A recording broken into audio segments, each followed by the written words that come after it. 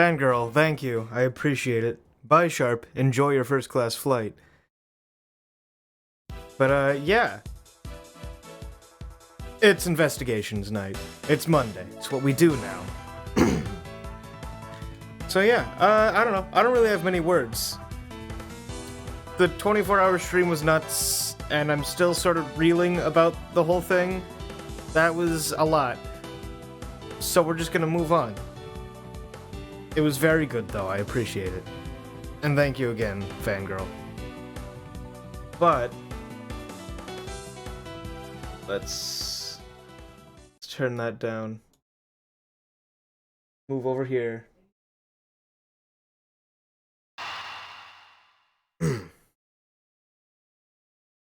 Wait, from chapter start. Did I not save? Oh, okay, no, we're good. We're fine. March 12th, 2:52 p.m., flight I-390, lower deck, cargo hold. Wow, so this is the cargo hold, huh? It's so big!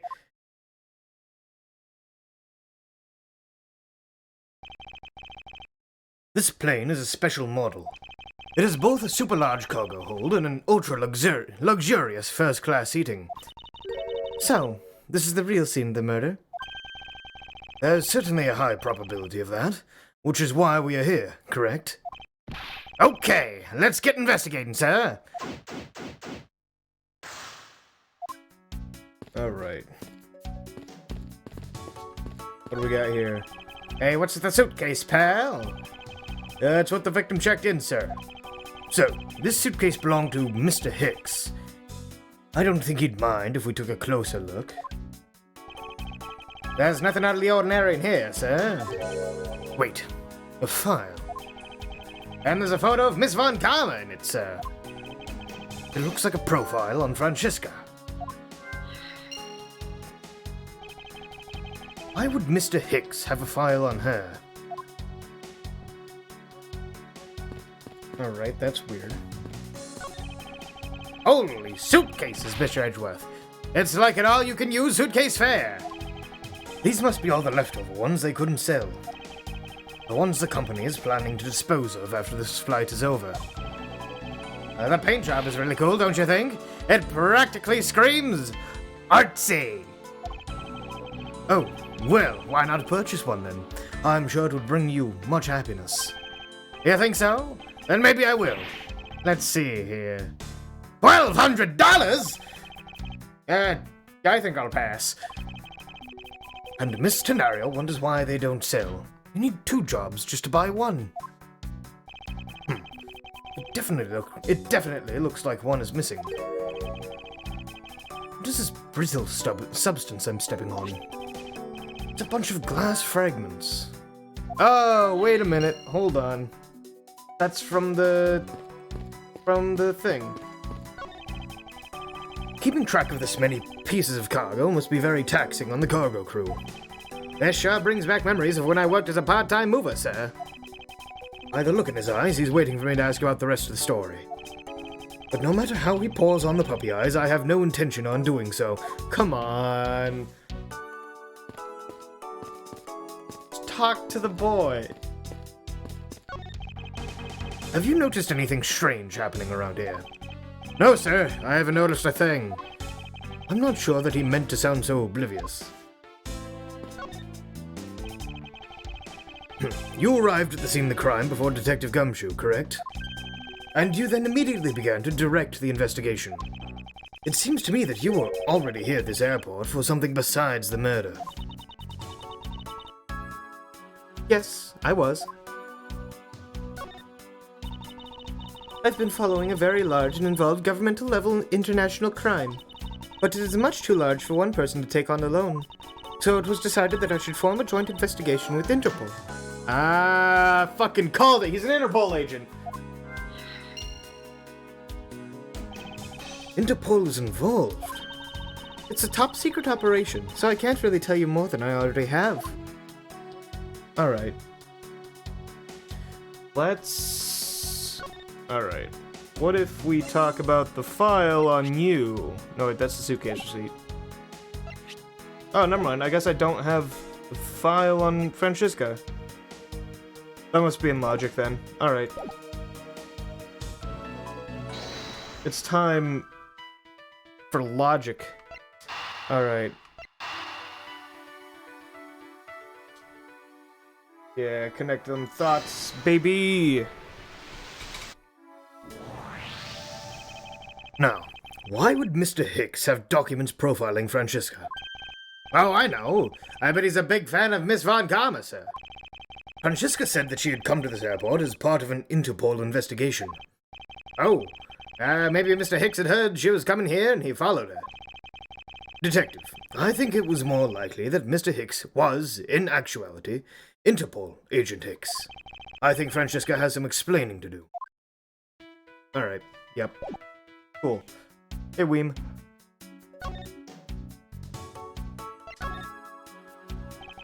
You came to this airport to rendezvous with the victim, didn't you? Nonsense. What are you talking about?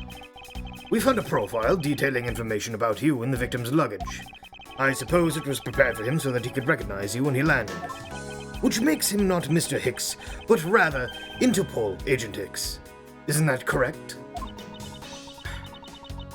I should have known you'd figured it out, Miles. But it looks like they got him first.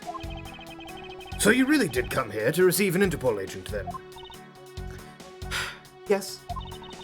Agent Hicks was on the trail of a very large international smuggling ring. He went undercover to investigate this crime, and it was I who put him on the case. I was supposed to receive a call from him on his cell phone once he had landed.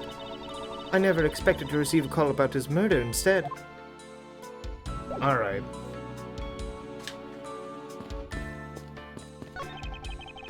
Oh, I just love pushing the buttons on the elevators and crosswalk signals. Yeah, you should give it a try, sir. Go on, push it. The elevator is currently stopped on the first floor, Detective. It can't move. Oh, yeah. I guess nothing would happen if you pushed it now. Well, nothing would happen normally anyway without a special keycard. Both the door to the attendance room and the elevator's control panels require a keycard, which makes it impossible for a passenger to come down here. Cool. Let's get back to our logic, because we got a new piece. Alright. Actually, no, this isn't... None of these are gonna... Never mind. Oh, wait, the glass shards might be from... If the murder happened down here, the glass shards might be from the broken glasses.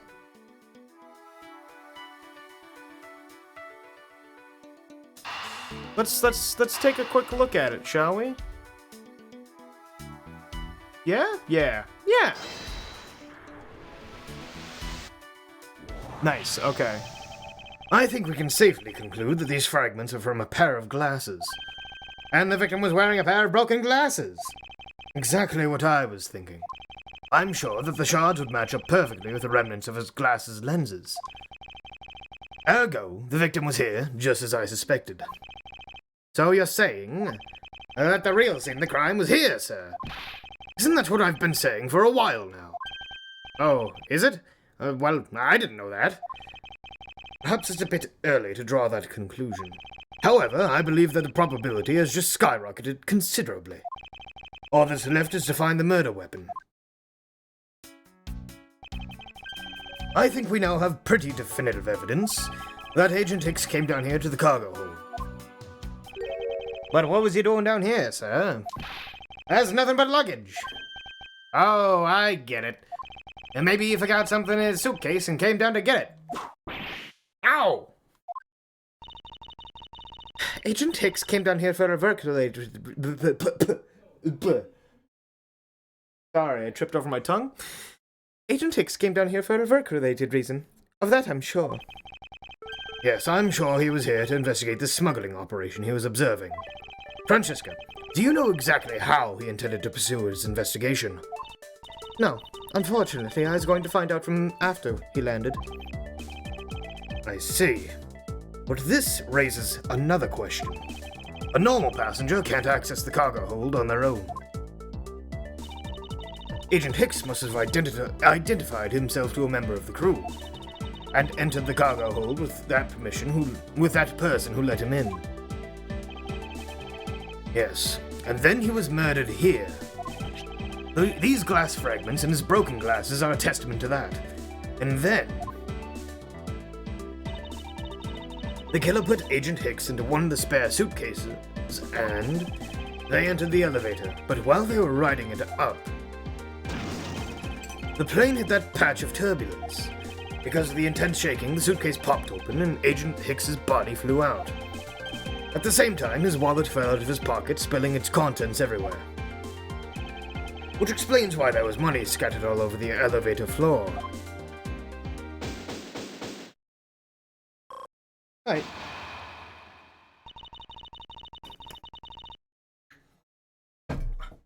I think it's pretty easy to say who the culprit is at this stage. What? Really, sir? I know what you're thinking, Miles Edgeworth. But the killer can be none other than Miss Rhoda Tenario. Alright. If it was a crew member, any one of them could have shown Agent Hicks to the cargo hold. But the point to keep in mind is the keycard that allows the elevator to come down here. The only person with such a high-level access is Miss Rhoda Tenario. I'd say that's a pretty decisive piece of information, wouldn't you? I know what she's trying to say, but I'm not certain it's as simple as that.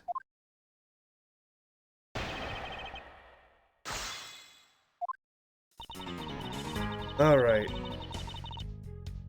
I need to look at everything again. It's been a week. I need to take a quick look.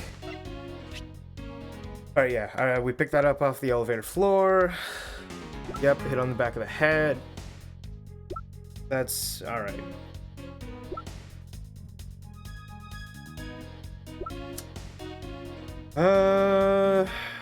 Missing cell phone.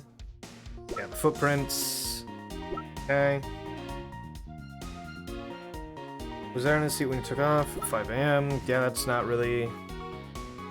Okay, so the killer probably got this from the cargo hold. Know that. And then it's Borginian cloth, which has been soiled by blood. Wow, I wonder who. Actually, rather than him, it totally could have been Meal as well. Could have been Miss Meal. Yep. Okay. Whatever. We'll fly by. We'll play it by ear. One to keep in mind is the keycard allows the elevator to come down here. Oh right, I can't do that without. But it is highly likely that the keycard was stolen from Miss Tenario. Objection! It's highly likely? Is that the possibility the best you can come up with? And you call yourself a disciple of my father? Yes, well, while I don't have any evidence, Be quiet. You're a disgrace. There's more evidence pointing to Miss Rhoda Tenario, you know. It's not just the keycard that gives her away. Are you talking about the murder weapon? The Mr. Ifley piggy bank? Yes, she is also the only person with the key to open that display case.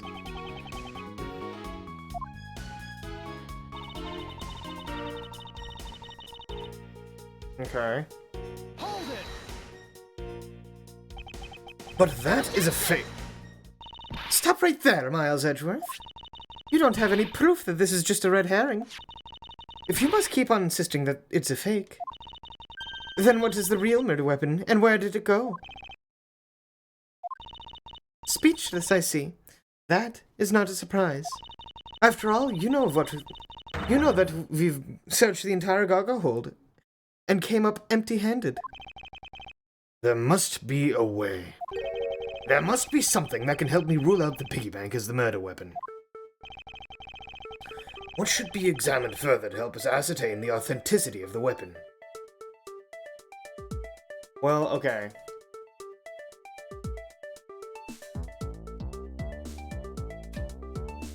Probably... Because here's the thing. We know the murder weapon wasn't it because it would have been taken out of the case afterwards, right? if Hicks died down in the basement, grabbing the murder weapon from upstairs would have been weird. It wouldn't really fit into our timeline. So, thinking probably the crime scene. I think we should examine this crime scene more in detail. We might turn up the murder weapon if we search all of the cargo and luggage. Do you think I hadn't thought of that? Even now, we're searching through them. But we haven't found anything that even closely resembles a murder weapon. Alright then. I suppose we should examine something else. Alright, whoops. Let's say the body? Francesca, I think you were too quick to jump to your conclusions. Oh, was I? Yes. We don't even have the autopsy results yet. How can I not say that you made a snap judgment, even when you have yet to even see if the wound on Agent Hicks's head was consistent with a murder weapon? Scruffy? Yes, sir! Contact the medical examiner's office at once. I wish to hear the results of Agent Hicks's autopsy. Yes, sir!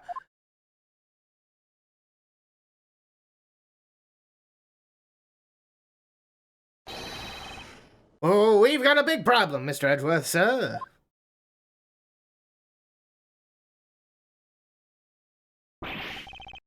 What is it, detective? They're still doing the autopsy, but they say they already know one thing for sure. Report, now. The doc said there was one giant bruise from a beating from his shoulder down to his mid-back. From the victim's shoulder to his mid-back. He was beaten over such a wide area. Well, I'd say maybe it's the sign the killer had a grudge against Agent Hicks. If it wasn't just his head, the killer went all out and hit him multiple times, sir. Okay.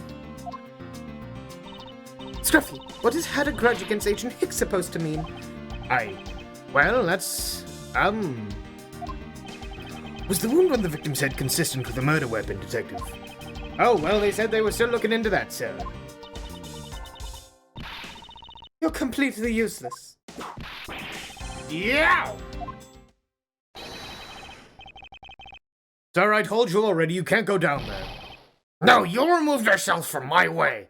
I know who the fuck it is. Oh my god, I hate this man. What is all that racket? My luggage, my cargo. They're mine, I demand you to return them to me. We're still investigating the cargo hold. Please understand and have a little patience.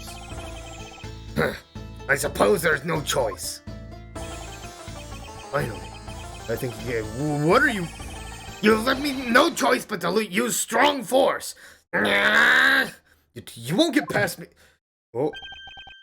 This is... Wait, that's it. So that's what this whole thing has been about. Under the key to the display case that held the murderer's bank.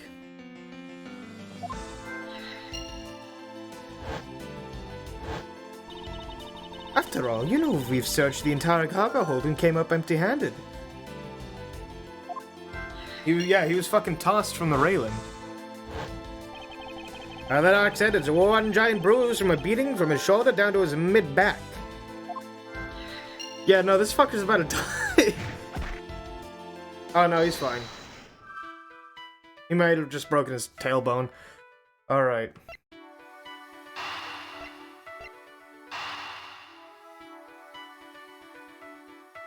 Maybe he's fine. Oh, fuck. I screwed it. The pieces don't fit together quite right. Okay, nope. I fucked that.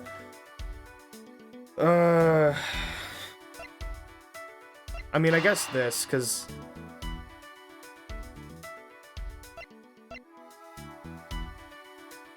Hold on. Am I jumping too fast, too hard? Because if he was... Like, I mean, I know that he was, like... basically tossed. Like, at this point, he had to be tossed. So, maybe it wanted this instead? Work with me, Ace Attorney. Work your logic on me. Okay. Allegedly, the killer struck the victim many times over, which is why there's extensive bruising over such a wide area. But is that really the correct conclusion to draw from the evidence? The bruise from his shoulder to the middle of his back is one continuous mark, which is more suggestive of a single blow to the back. If that's the case, then the piggy bank is much too small to have caused that. Therefore, the murder weapon must be something far bigger.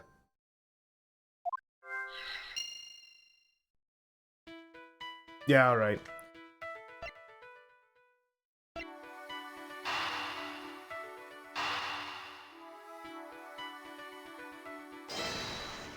Because we're looking for something small, but if we can't have something small, it's gotta be something big. If we're looking for a rather large weapon, you'd think it would stick out. But so far, we haven't found anything that resembles a weapon of any sort. Perhaps, just perhaps, it's something we've all overlooked from the very beginning. Because normally, it's too impossibly big to be taken into consideration. Well, what was that all about? Is he trying to jump his way down here? Francesca. What? What do you want? I found it, Francesca. I found the real murder weapon. You did? He really jumped. We didn't realize it until now, but the answer's been right in front of us this whole time. He might be hurt. We should go check on him, sirs. There's that pompous attitude of yours again. You should learn to drop that habit. This coming from a prosecutor, the habit of whipping everyone she comes across.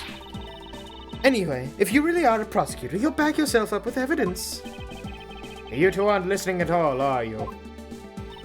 Come on then, show me this real murder weapon you speak of.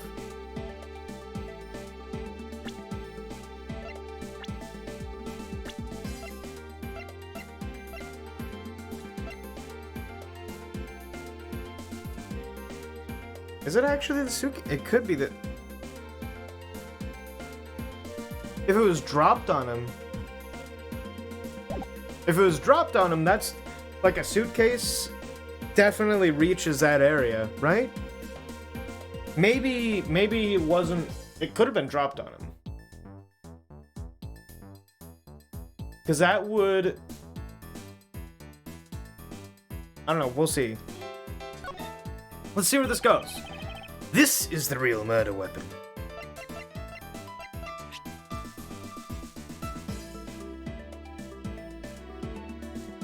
Yeah. Drop the suitcase on him and carry him off in it. The real weapon is this suitcase. When you say it with such confidence, I suppose you must have some evidence. Of course. Agent Hicks was placed into this suitcase alive. What? And it was while he was in here that he was beaten in the head and I wonder if you would die if I whipped you from head to toe right now. What are you thinking, woman? Of course I would. Okay, nope. I was wondering just how far the Ace Attorney logic would go. It stopped. Yeah, so he was totally thrown off the edge.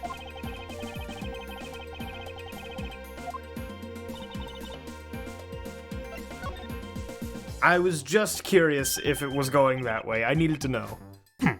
I don't have any evidence to show you. Foolish reasoning for a foolish fool from a foolishly foolish fool meant to fool me.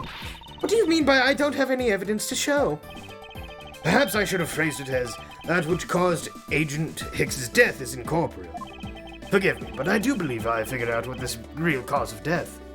Yeah, it was gravity. The victim fell from a great height and subsequently died as a result.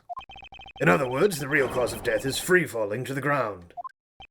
He fell to his death? Yes, this is the only plausible possibility. The victim has extensive bruising on the back of his head and his back, and the only rational explanation for these injuries is that he fell to his death. But the murder weapon but the murder happened inside this plane. I know. Are you claiming that there is some place this plane from which he could have fallen from? As I said earlier, the answer's been right in front of us the entire time. You can't mean... Yes, I do. The victim fell from the top of the stairs of this very cargo hold. What? Then, we're in trouble. We may have a second death on our hands, sirs. Hey, you! Tell me you're dead, pal! Quiet! Why are you screaming? He's alive! And there you have it, Miles Edgeworth. It's not possible that Agent Shix fell over the railing to his death. That man is living proof of that. I suppose it's true that it's not possible, given the current circumstances. The current circumstances? What is that supposed to mean? Suppose that a large piece of cargo wasn't there at the time. What would have happened then? It would have been a Borginian pancake for sure, sir. I suppose that man over there wouldn't still be breathing. But the reality is that the cargo box is there. So there's no point in entertaining your wild hypothetical scenarios. It may be there now, but there's no proof it was always there. Ha! As if there could have been a window of time when that giant box was not there. Ah, but there was. What?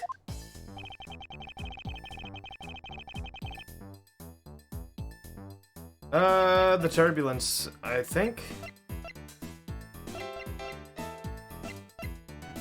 Okay, the turbulence isn't here.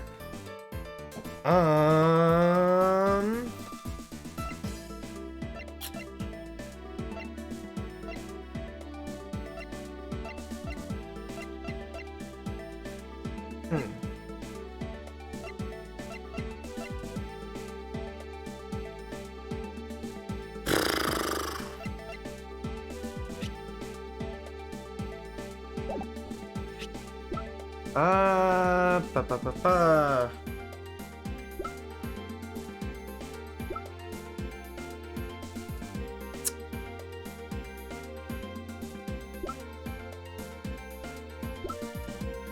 Oh, wait. No, because that was before the murder. This was before the murder, so it wouldn't be that.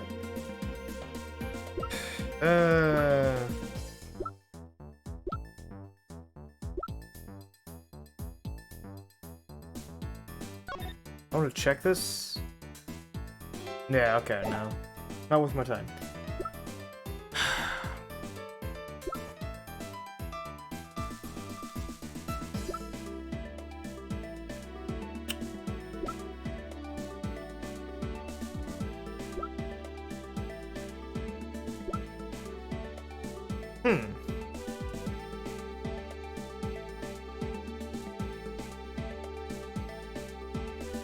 Because I thought I had the airplane's turbulence as a bit of evidence. I could have sworn.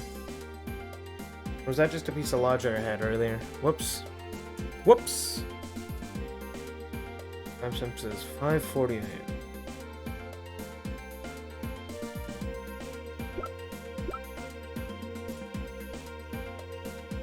Because, I mean, this moved with the turbulence, but I don't think that cargo moved with the turbulence at all. Ah, crap.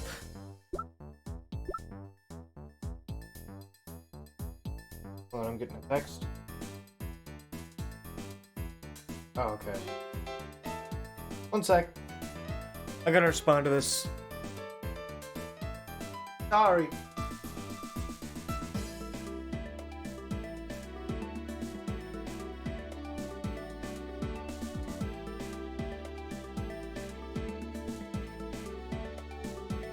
Okay.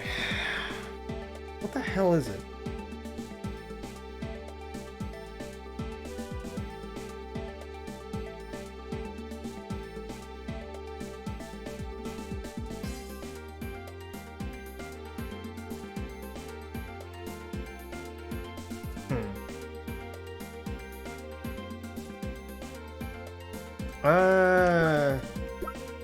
Yeah, no, it's Ace Attorney Edgeworth. Okay. The box is what the.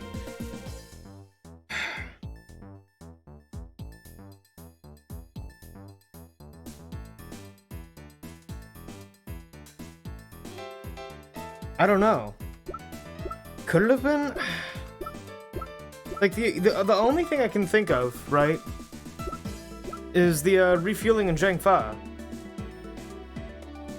But that would that would completely screw up our timeline for when the murder happened.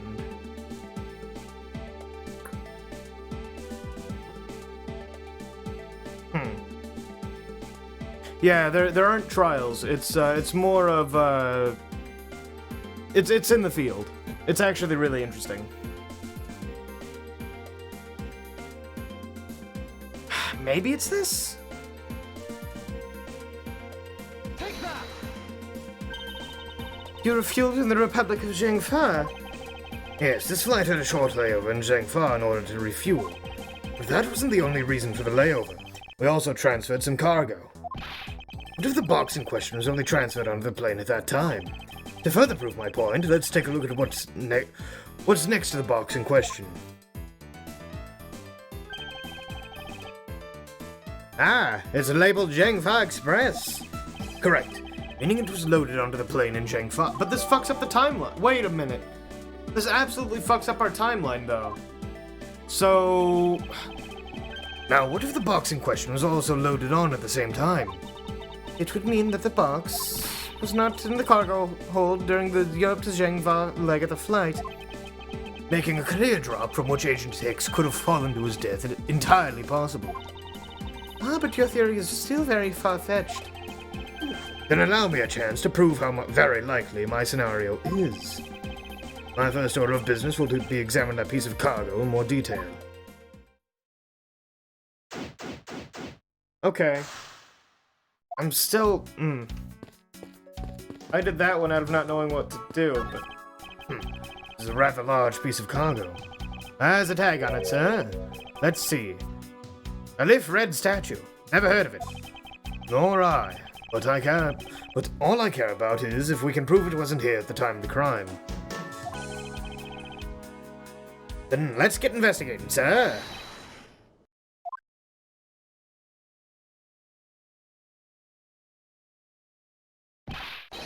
Look here, do not go about touching my possessions without my permission.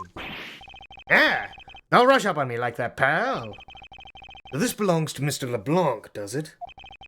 I should see what else I can find out from him.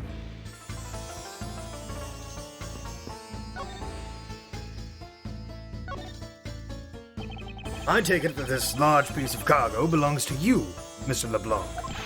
Of course it was mine. I shipped this fine piece from the Art of Europe.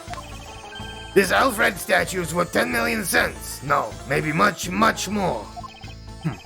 Mr. LeBlanc's reason for choosing this plane must have been the large cargo hold. 10 million cents? I suggest you stop trying to calculate how many packets of noodles that makes, Detective. Don, how did you do that? I feel like you keep getting better and better at seeing right through me every year.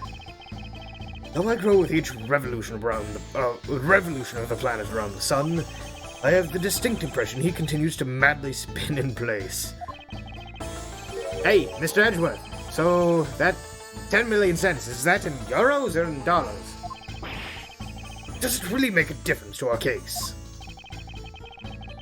Mr. LeBlanc, there's a chance that your cargo is related to our murder case. I was wondering if you would allow us to examine it a bit closer. It is a very valuable piece of art, so no, there will be no touching.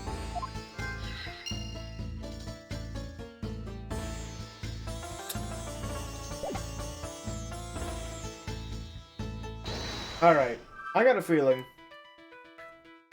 that Mr. LeBlanc, bit of a smuggler. Whoop.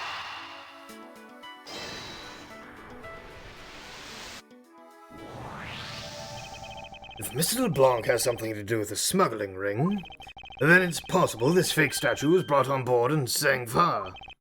I think I need to question him a bit further.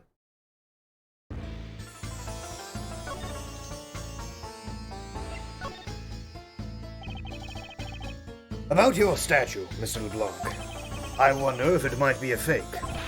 What? How dare you say my art is fake? I suspect that your statue might be the target of an international smuggling ring. Don't say such fantastical things. Those thieves would not dare. I have the certification of my cargo right here. Do you mean the cargo certification document? Mr. Zinc LeBlanc, why didn't you say so earlier? Please, show it to us at once. I can't read this. What does it say? It says as plain as day the cargo was put onto the plane in Europe. And there you have it, Miles Edgeworth. Too bad for you. The statue was brought on board in Europe, just as it states in this certificate. No, that's... Which means that there was never a window of time in which the statue wasn't sitting there.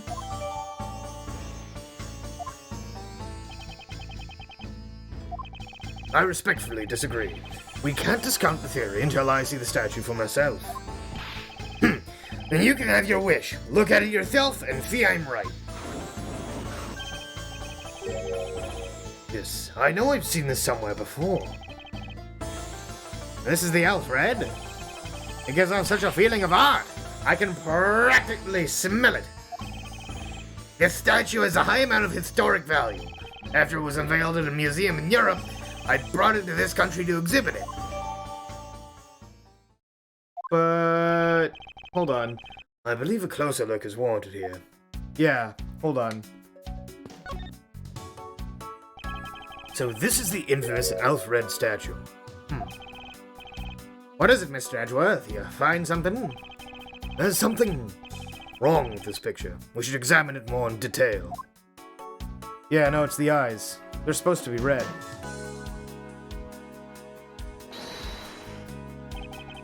Is this spot somehow connected to any of the evidence I hold? Alright. These eyes are awfully orange, don't you think?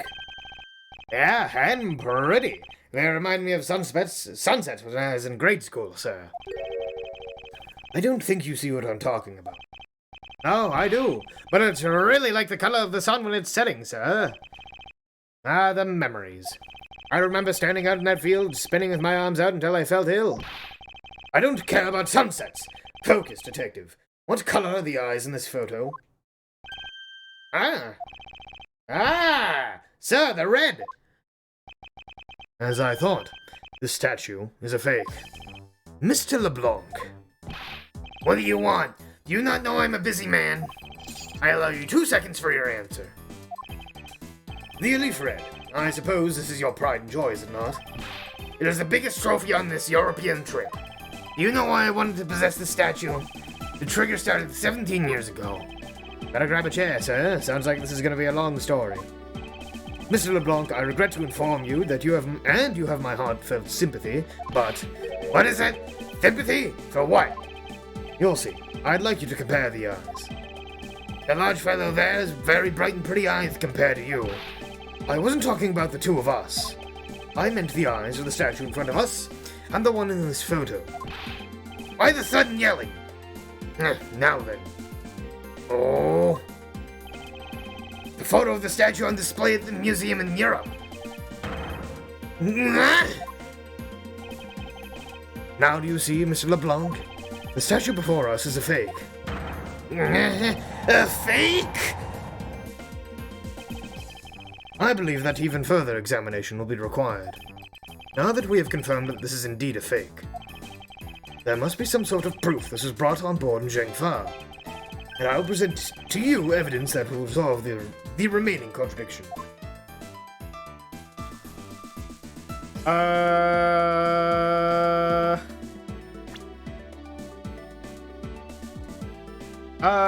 Oh, wait. Yeah, right there. What's this? A statue... The statue looks like it's stepping all over its neighbor's cloth cover. It kind of resembles its owner's attitude in a sense. Oh ho ho! Ew, what did you say now? Further, my clothing set is not being stepped on by anyone. It is too expensive for me to allow that to happen. Please forgive the trespasses of my subordinate. Why should I forgive if the dress passes? Unless it's an expensive dress, you keep it.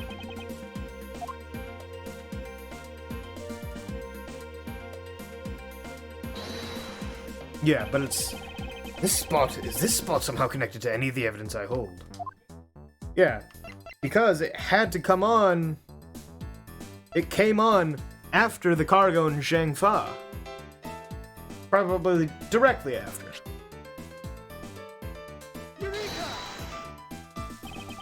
There's clearly a contradiction here. What are you going on about? It's just a simple case of a cargo cover getting stuck under another piece of cargo. That's not possible. But it is.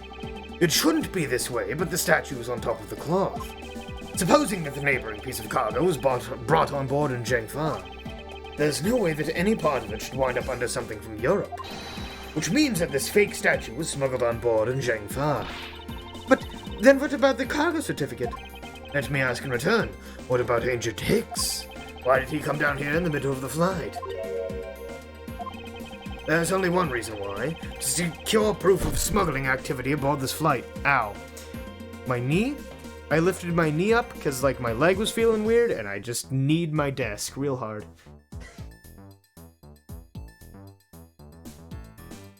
Okay, we're good. So you say, but I don't believe that he had to do that mid-flight. He could have just as easily inspected all the cargo after the plane landed. That may be true. However, you may have it backwards, Francisca. Sure, Agent Hicks could have waited until the plane had landed, but he had a reason for coming down to the cargo hold. Suppose he had found the fake at the airport. It would have been after the swap had occurred. At that time, the suspicion would naturally fall on the statue's owner. Who would have no way to prove that the statue was switched without his knowledge? Which means there is someone involved who is forging or modifying cargo certificates. Okay, neat. Why can you not picture someone like Edgeworth saying sure? Sure. I don't know.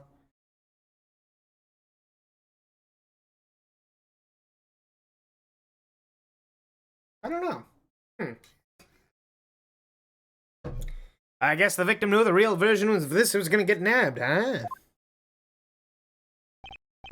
Yes. While this photo could be seen as nothing more than a simple souvenir, it was in fact taken to be used as a reference document later on. Next, Agent Hicks had to secure proof that the smuggling had taken place. He came down here to take a picture of the cargo hold. A rather empty one at that, right before the fake statue could be loaded on board. A photo of the hold missing a valuable piece of cargo would have been proof enough. After that, all he had to do was hold the Zhangfa cargo crew and arrest the smuggler. Exactly. This only goes to prove my theory.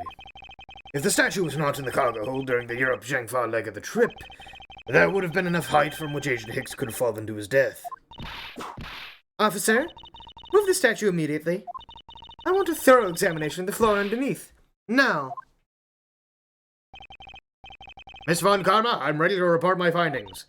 Go on. After moving the airleaf red statue out of the way, we tested the area under it with luminol, and there was a reaction. I see. There was a reaction to the luminol, an indication that there was blood in that spot.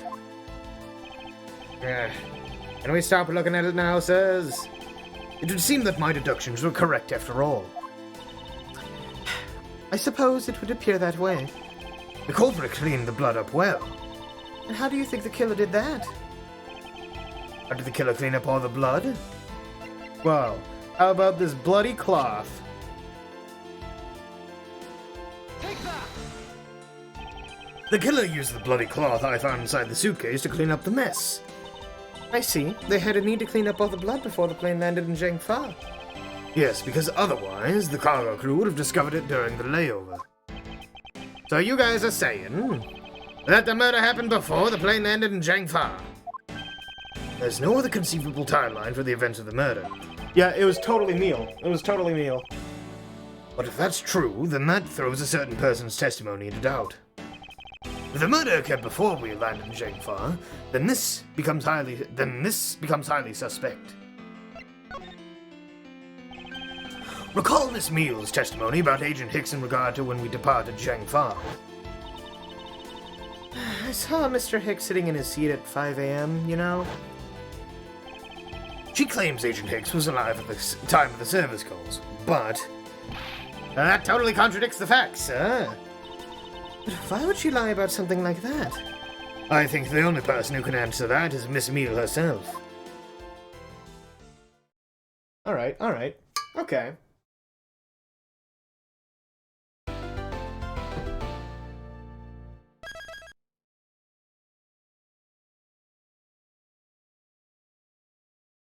Meal got the murder eyes? When we first saw Meal, you guys were like... Chat was split between ultra horny and, oh, what the fuck are those eyes? March 12th, 3:35 p.m. Flight I-390, lower deck, cargo hold. Miss Meal. Miss Meal! Huh? Do you recall what you said earlier? About when you answered some service calls as we are departing from Shangfa? Huh? You said that Mr. Hicks was sitting in a seat at the time. However, that is simply not possible, because Mr. Hicks was dead long before we ever touched down in Shangfa. Oh? Miss Cammy Meal! Maybe I didn't see what I thought I did. No one could make a mistake so large, Miss Meal. But I make that kind of boo-boo all the time. Ugh. This is going nowhere. There must be a better way of resolving this contradiction.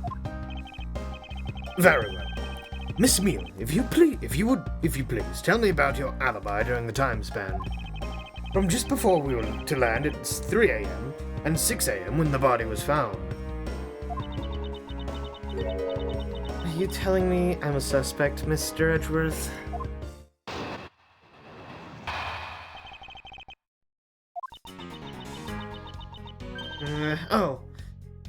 Yeah. From 3 to 4, I was, in the flight attendant's room, all by my lonesome self. Yeah. And from 5 to 6, I was, in the flight attendant's room, all by my lonesome self. Was a man supposed to react to a testimony like that? Miss Meal, wake up! Ah! She fell asleep again. It looks like the only way I'm going to be able to wake her up is by pressing her.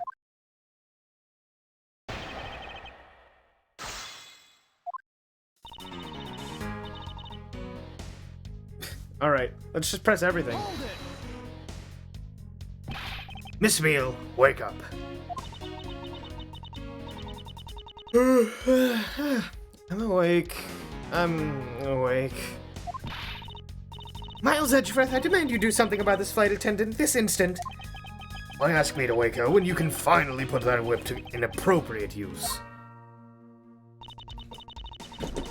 Alright. Hold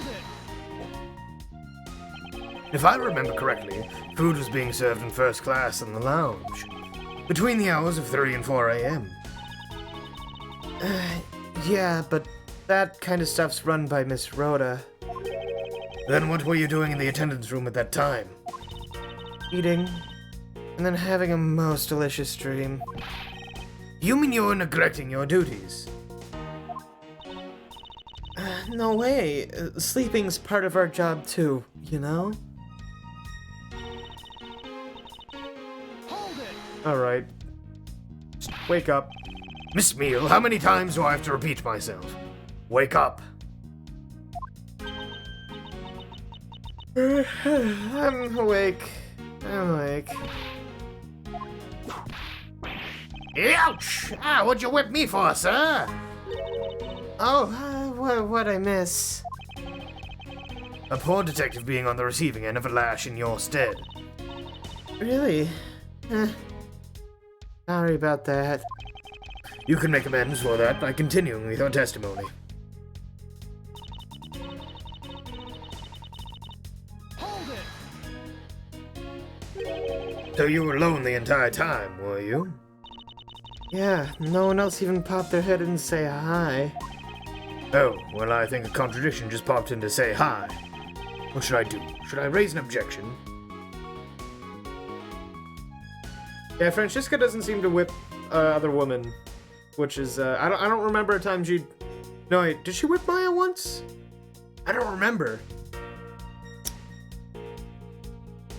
I don't think she did. No, I think she just whips Phoenix instead.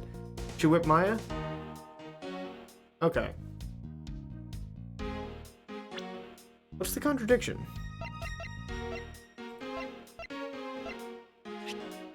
Oh, wait. Said he was in his seat. Okay, yeah, that's the contradiction. Miss Meal, there's a clear contradiction embedded in your testimony. Huh? What are you talking about? It's not possible that you were alone in the attendance room this whole time from 5 to 6 a.m. Take that! Your own testimony. Now take a look at this eye-opening piece of evidence. What? Miss Meal, I need you to wake up and take a look at this. Enough of your foolishness. Now hurry up and show us the real evidence. I guess this wasn't as eye-opening as I thought. Okay, I totally thought it was going to be her previous testimony. Oh. Did you say something? Finally awake, are we? What do you mean? I've been awake this whole time. It's alright if you're sleeping, pal. Pay no mind to the scruffy detective beside you and wake up. Yow! Hurry up and wake up, Miss Meal! Enough with the clowning around. This is my show, and I'll resolve the contradictions as I see fit.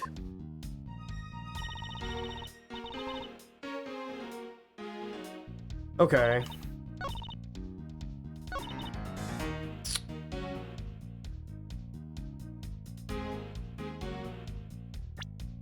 So what do we have that would?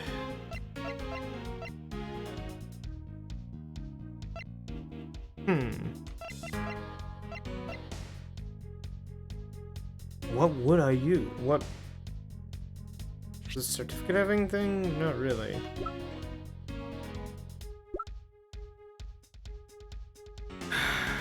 Oh, wait! Fucking Rhoda's, okay. No, I see. I see. Hold it! Rouvier. I do it for fun. Maybe someday I'll put together a portfolio. Alright, we've seen this.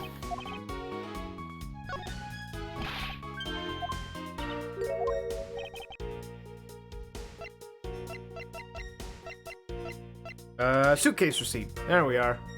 Take that! I wonder if you would be so kind as to take a look at this receipt, Miss Meal.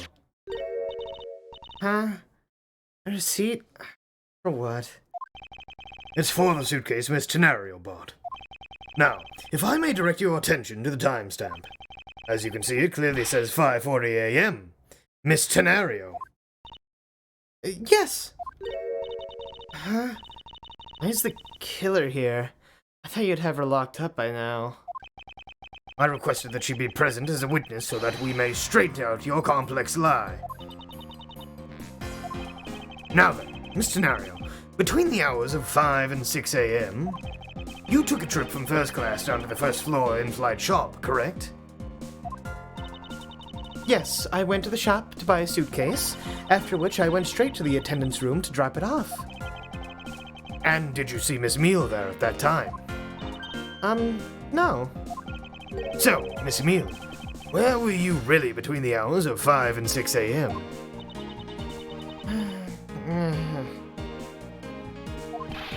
Miss Cammy Meal! Huh? The bathroom? I'll be the one to ask the questions here. Yeah, maybe that's it. I probably just missed her. Nature calls, you know? You take me for a fool. That's a little too convenient to be true. But it's the truth. Cross my heart. I don't have enough conclusive proof to counter-argue her at this stage. You don't believe me, do you? But, please, won't you give me a chance and hear me out?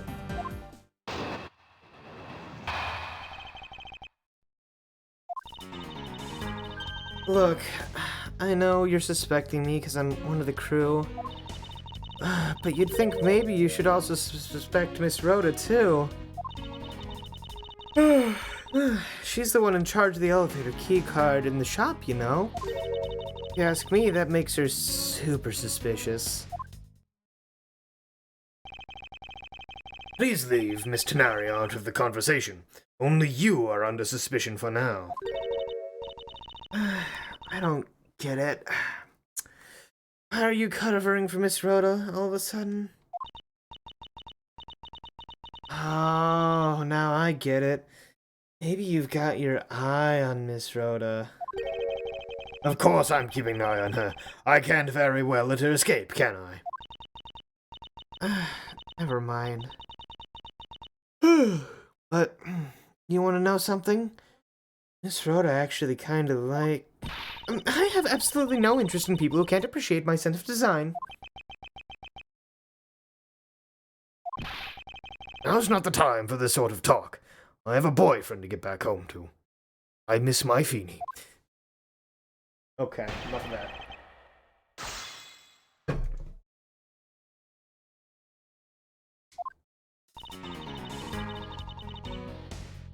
I think that maybe you should also suspect Miss Rhoda too. Start to the elevator keycard in the shop.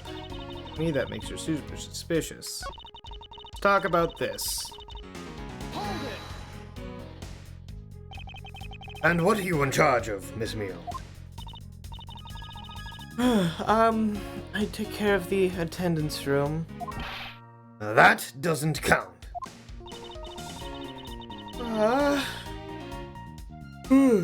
I spend so much time in there, it might as well be my responsibility. Mr. Edgeworth, Kemi is very talented in languages, so she assists passengers who may not speak English, especially those who speak Borginian. She's the only one in this flight who's fluent.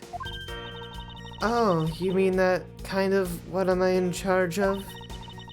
Why didn't you say so in the first place? What else could I have meant? Yeah, so I'm really good at Borginian. She's fluent in Borginian. Then I suppose you're in charge of processing documents in Borginian.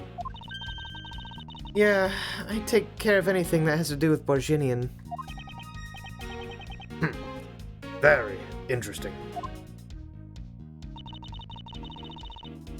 Okay. Because we have the document Borginian. Yeah! Objection! Ha! I've got you now. Your testimony contradicts this piece of evidence. Oh, really? Can you explain it to me, sir? Certainly. It's quite... Miles Edgeworth, how can you ignore a witness like this? Because of you, she's fallen fast asleep yet again. I'm sorry, Francesca. Miss Meal, please, wake up. Okay, I was wrong. I got ahead of myself. Good morning. Okay. Hold it! Actually, your on-the-job behavior makes you super suspicious in my eyes. Huh? But why? While Miss Tenario is busy with the passengers and all of her other duties, you have a lot of free time on your hands, thus providing you with ample time to commit the crime. Miles Edgeworth, I demand that you cease and desist in this line of conjectural questioning. I won't allow you to bluff your way through this like a certain defense lawyer. But I do not honestly believe Miss Meal does any actual work aboard this... Ooh. Ugh. Oh, that burp sucked. Oh. I got caught in my throat and everything's horrible now.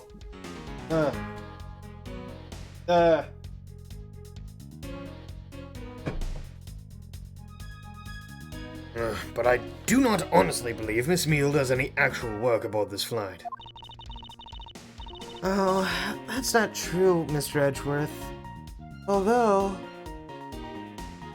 well...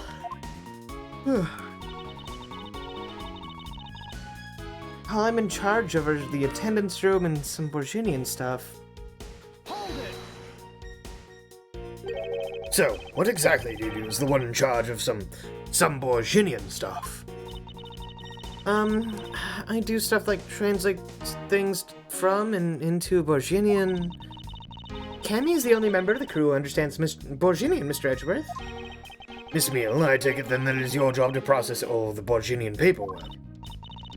Yeah, see, I totally pull all my weight around here. So it would appear. Alright. Miss Meal is very unladylike to push suspicion onto someone else.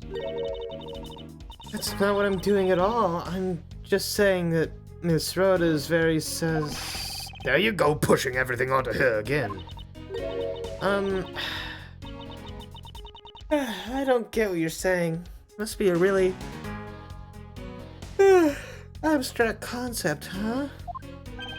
The only thing abstract here is the landscape inside your head. Okay. Borginian stuff, huh? Maybe I got a little ahead of myself. I'm making you yawn? Yeah, I can force myself to yawn.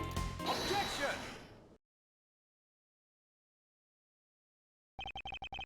So, you're the only one in this flight crew that speaks Borginian. Is that correct? Oh, yeah, I guess so. I studied abroad in Virginia for a while. If that is the case, then the signature on this document belongs to you, doesn't it?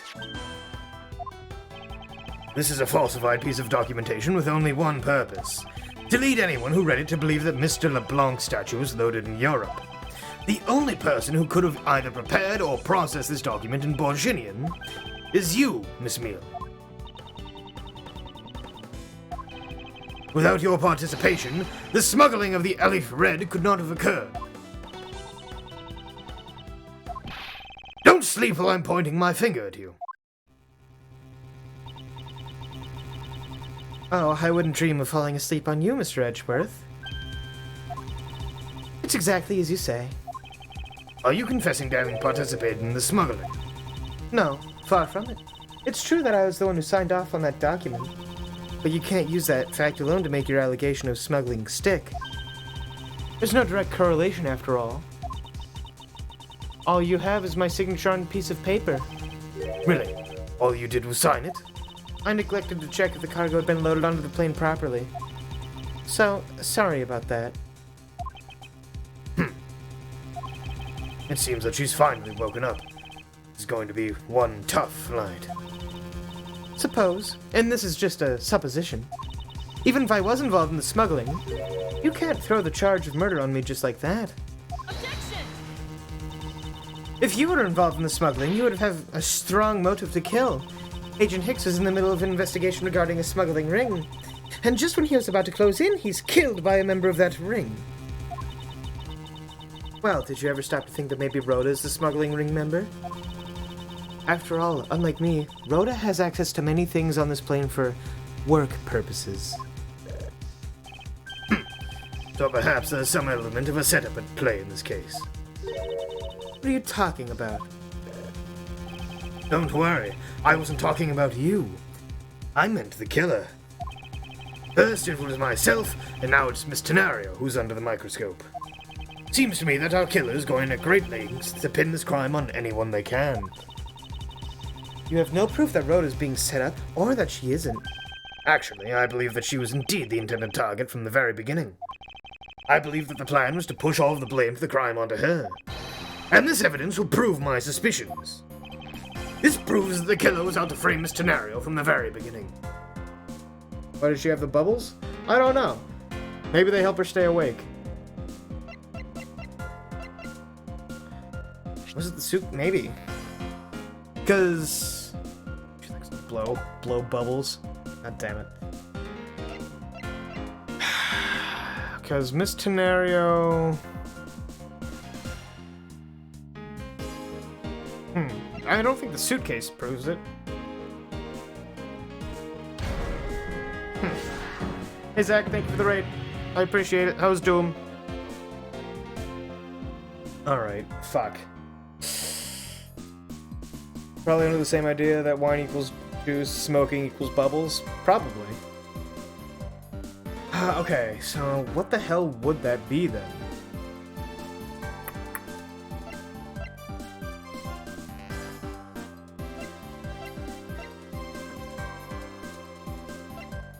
Would it be the suitcase? I don't think it would be the suitcase. Like, using the suitcase... Actually, using the suitcase might actually be it. Because if you remember right, Miss Tenario was in charge of the shop, it was all locked up. If someone... maybe? Take that! The killer could have hidden the body anywhere, and yet they chose the suitcase. Why is that? Perhaps it was to move the body up from the lower deck to the first floor. However, why go through the trouble to do so? The only way all of these actions make sense is if the killer had wanted to frame Miss Tenario for the murder. Miss Tenario buys a suitcase on every flight she works without fail. But should her suitcase be switched to the one containing the victim's body, that would put her in a very tight spot. Unfortunately for the killer, the turbulence put an end to that plan.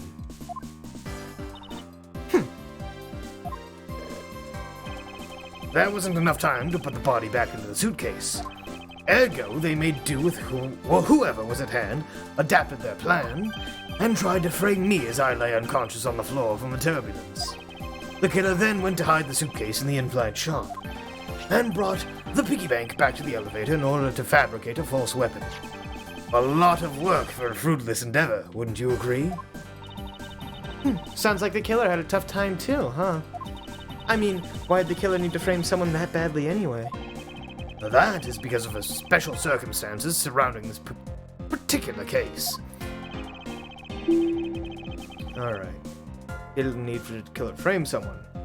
We needed to know where... needed to frame where it took place.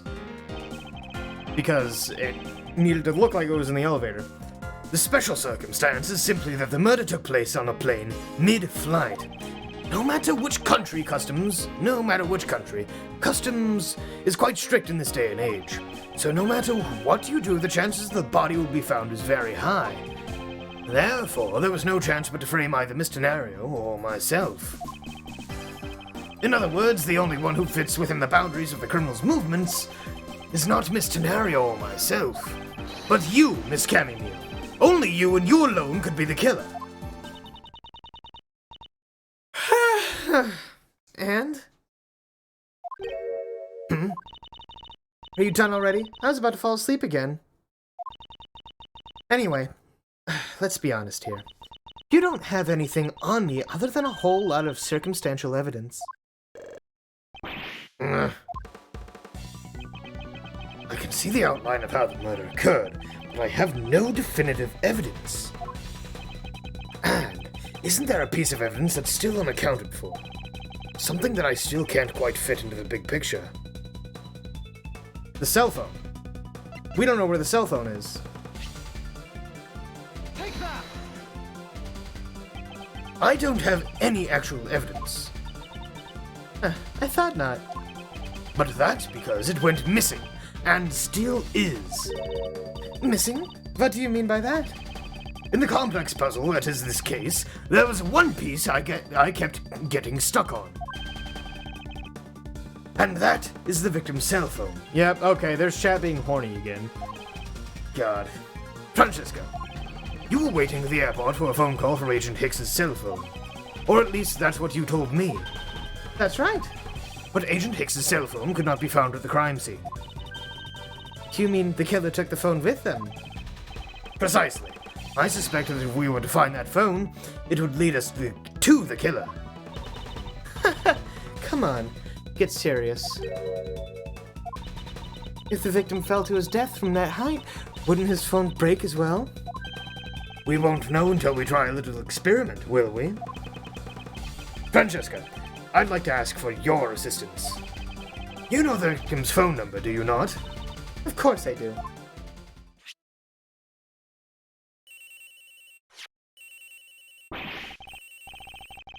Agent Hicks's phone is ringing from somewhere, sir. I hear it, Detective. Now, where is it coming from?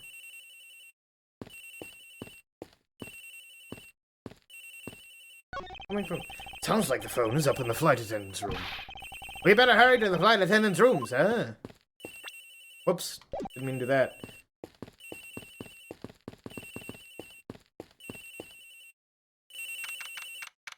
March 12th, 4:12 p.m., flight I-390, first floor, flight attendant's room. Ringing's coming from somewhere in here, sir. Leave no stone unturned, Detective Gumshoe. We must find it. It doesn't seem to be over here. Then let's look somewhere else, sir. The ringing's coming from somewhere around here. But it's not here, sir. Why do I have such a bad feeling about where we're going to find the phone?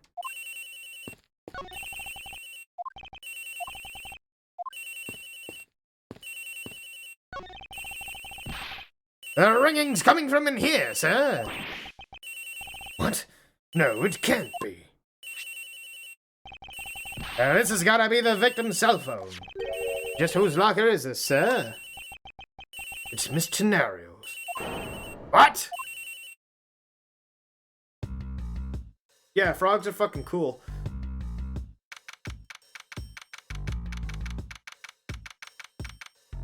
March 12th, 4:28 p.m. Flight I-390, lower deck, cargo hold.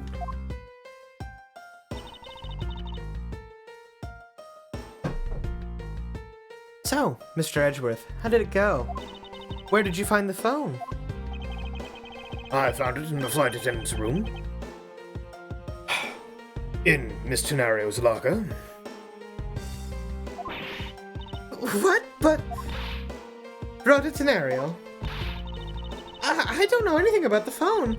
It wasn't me. It wasn't me. Miss Von Karma, is it? I suggest you arrest Miss Rhoda Tenario right away. Wait, I have a theory. This is related to the incident with the keycard. When the killer went to steal the keycard, they conveniently stashed the cell phone in Miss Tenario's locker at the same time. This is related to the keycard, all right. In the same way that we have zero proof that the killer did just that. The only voice that sings the truth is evidence. That is the one part we cannot ignore. What should I do? Francesca's right. I can't offer baseless conjectures at this point. Alright then. Why did the culprit take the cell phone from Agent Hicks? It must have something very incriminating on or in it. Hold it! What now, Miles Edgeworth? It's not over yet. We have yet to figure out why the killer took the phone. What? Inside this phone lies the final piece of incriminating evidence that will point us to our killer. Need to examine this phone in more detail. Alright. The LCD is broken. Without a screen, you can't even place a call with this.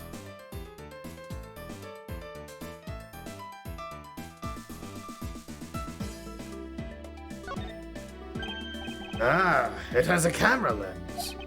Come to think of it, I wonder, how exactly was Agent Hicks planning to preserve the crime scene of a smuggling? Francesca, I need you to confirm something. This cell phone, can it take pictures? Mr. Edgeworth, I can't believe you don't know about this kind of basic stuff, sir. This looks like a very similar model to my own. And mine can take photos just fine. Do you think Agent Hicks could have taken some pictures with this? In particular, pictures as evidence for his smuggling case. If so, I'd say there may be some very inconvenient photos in here for our killer/smuggler. But the phone's all busted up, sir. Even a super prosecutor can't repair a broken phone. I'll find a way, don't you worry about that.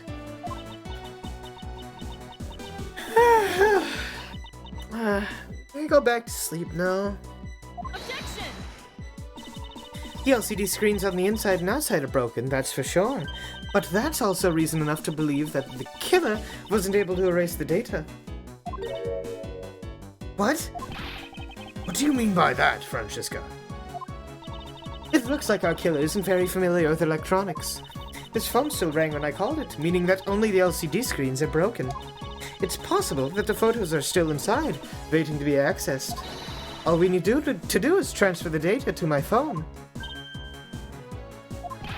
Francesca, your phone, if you please. Very well. It's transferring. Alright, displaying it now. This is... Agent Hicks was most certainly trying to obtain some evidence for his smuggling case. Hey, the leaf red's nowhere in this pic, sir. This has no meaning as a piece of evidence in this murder case, right? Ouch. She's right. There's not much we can do to find out from this about Agent Hicks's killer, sir. Is it? Is this the end? What is a silver-haired lady? Francesca has a whip because it's an Ace Attorney game. There's a prosecutor with fucking, like, laser eyes. It's fucking anime court. Is there really nothing in this photo that we can use?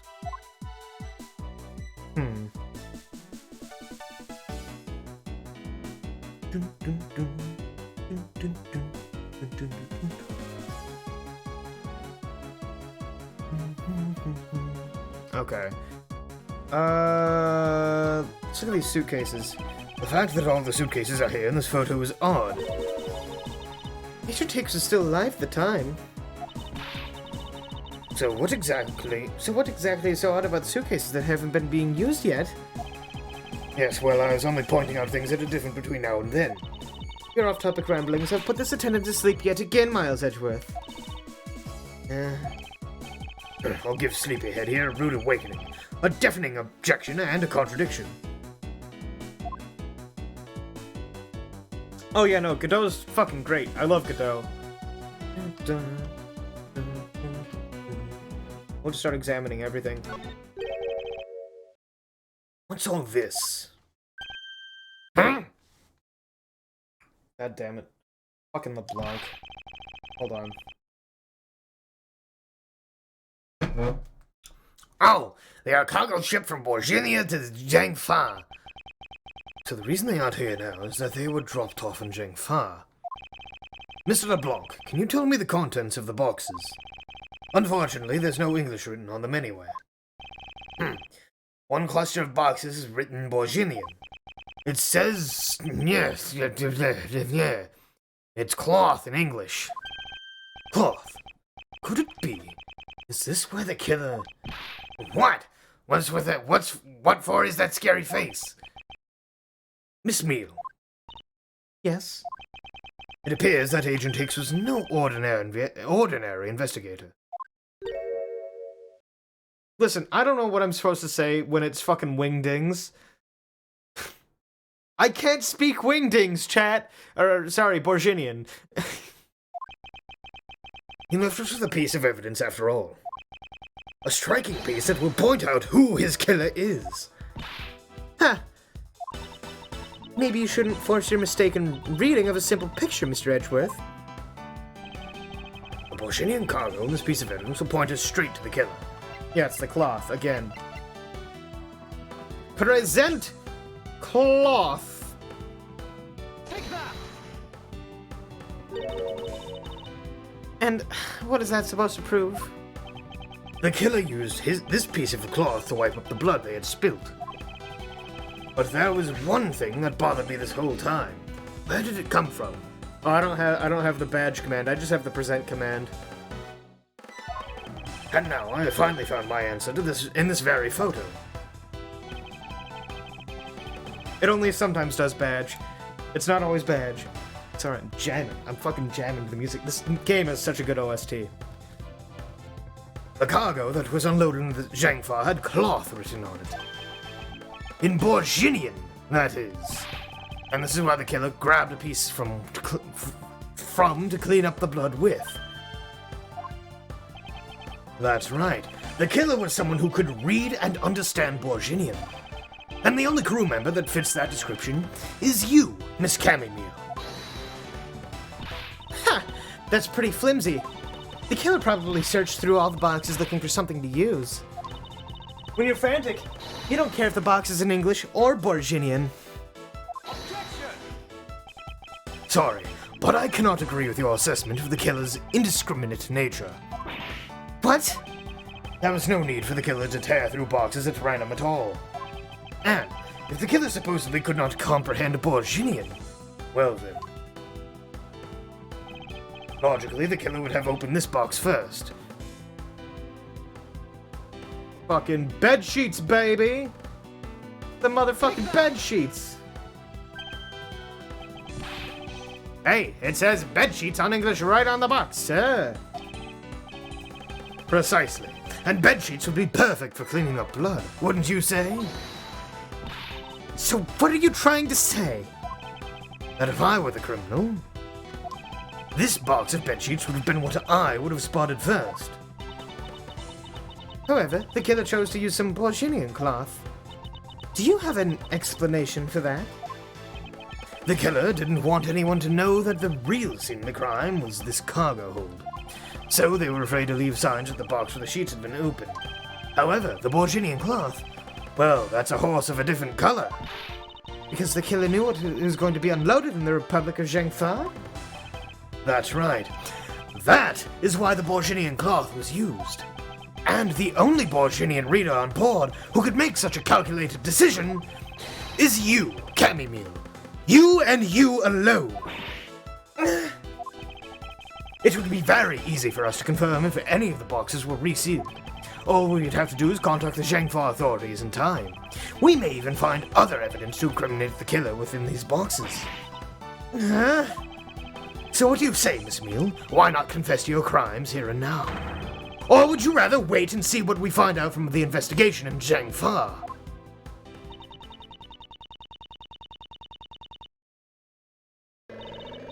Ooh! No, no, no, no! Ooh! Alright, I'm not. She got bubbles all over. There's bubbles everywhere. He was Interpol. I couldn't stop it. I brought him here. He started taking pictures. I couldn't be found out. I was scared. I was in trouble. I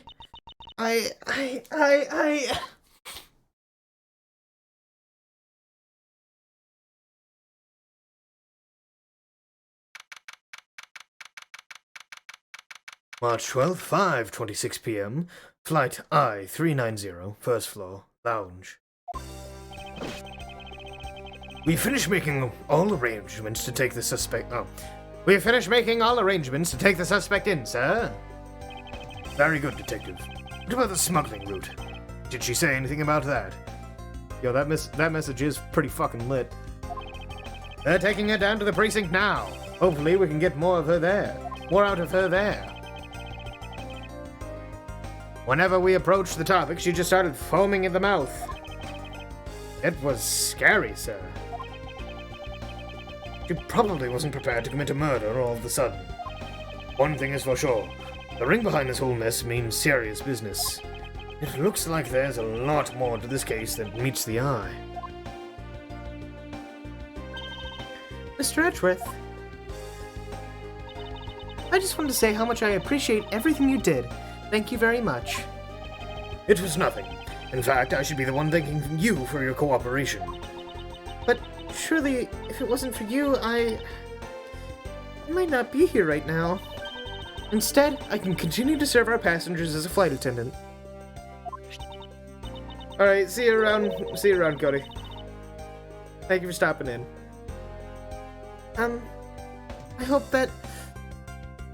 Well, please accept this as a token of my appreciation. But that's... I see. You don't have to take it if you don't want it. No, I mean, I would never turn down a lady's generous offer. Oh, thank you. I'm sure it will serve you well. And remember, we here at iFly Airlines are always ready to serve, Mr. Edgeworth. Thank you. I'll keep that in mind. Now I must bid you farewell. May all your skies be blue, no matter where you go.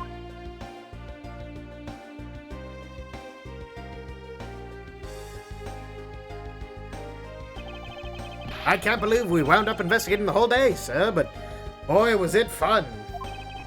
Speak for yourself. My day was filled with earthquakes, elevators, and false charges. By the way, where's Francisca?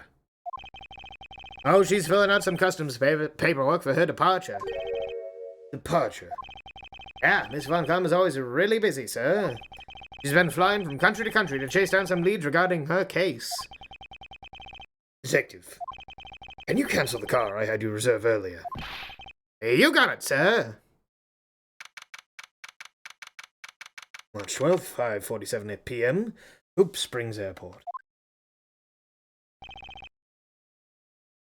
Francisca. I thought I told you when I first landed I have no time for idle chatter. I have no intention of wasting your time. However, it has been a while since we last met. I also have no time for such familiar reminiscences. Just who do you think I am? You are Francisca Von Kamm, a very proud prosecutor deserving of much respect. Only until a little while ago I was but a wretched mutt who was always losing to you. A dancing pariah living her life in the name and fame of her invincible father built. True, your father, Manfred Von Kamm, didn't lose a single case for 40 years as a prosecutor.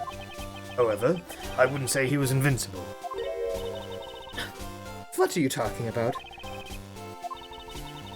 The group I'm on the trail of is little more troublesome than most. The smuggling route we found is only one sliver of the big picture.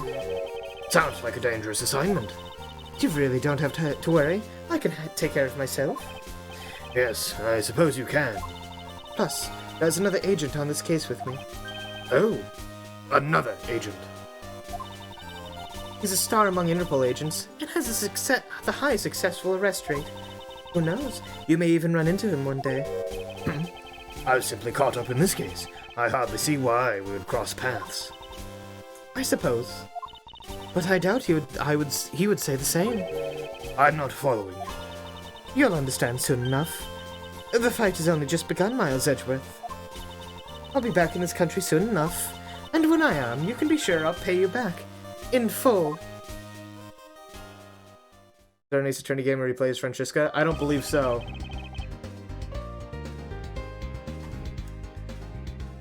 Kappa, their brother and sister. Okay. And just like that, she's gone, huh, sir? Thank goodness. I can finally rest easy knowing I won't have to watch out for a whip. Detective Gumshoe, I want to thank you for all your help and cooperation. Well, they're foster brother and sister, but still. No.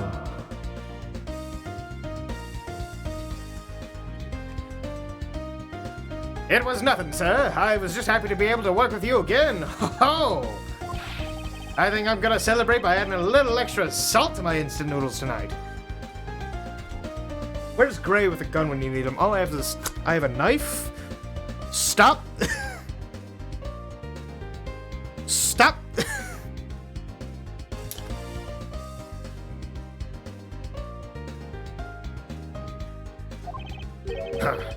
Just how much did you cut his salary by, Francisca?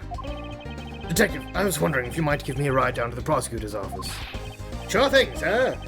I'll even fly down the road in the patrol car if you want. Don't make me remind you, Detective. Safety first. You don't have a gun, all you have are these K-pop emotes? Why is that funny? Why is that funny? Thus I solved my first case upon my arrival home. Francisca Von Kamm. Smuggling route she was after. Leaders of that ring had already put their trump card into play. This one is set... I think this one's set between, I think this one's set between Justice for All and Apollo Justice. I think it's between 3 and 4, if I remember right. I could be totally wrong. No, wait, because he would be coming back. So yeah, I think this one is set between 2 and 3. Never mind. Because he'd be coming back and then helping Phoenix in 3 at the end. Probably, I think, maybe. Because Francisco would be leaving. I don't know. And the players are on the other side of this war. They begin to make themselves known through the next incident. Yeah, I've played the main series from the beginning to Apollo Justice, and now I'm doing investigations. No, he went away at the end of 2, I think. No, wait, did he come back? Did he come back at the end of 2? Shit, I don't remember. It's a little muddy. It's a little muddy for me. Edgeworth speaking. Finally. I called who knows how many times earlier, but I couldn't get through. And you are? Have you forgotten my voice, Miles, my boy? Mr. Amano. Ernest Amano, correct? So you do remember me. I know it's rather sudden, but I can't ask this of anyone else. How far am I? I just finished the airport case. My son. He's been kidnapped.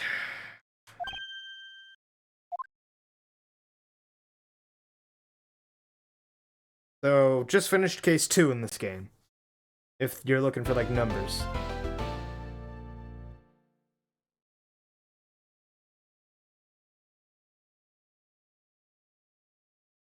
Sorry, I saw your messages earlier and then I kept on getting distracted. Some dumb.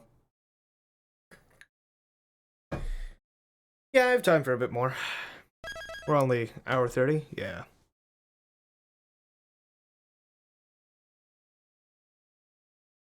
Neighbor's dog is going off.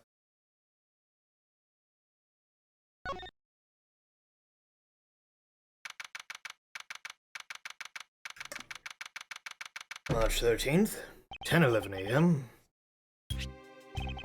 Don't worry, Mr. Edgeworth. I'll be following your every movement with my binoculars. Good to hear. Make sure you don't lose sight of me. I'm counting on you for backup. You can count on me, sir. I have to go. The kidnapper is supposed to contact me soon. Oh, who would have thought that upon my return I'd be thrust into a kidnapping case? And that I would be the one who would have to make the ransom drop off.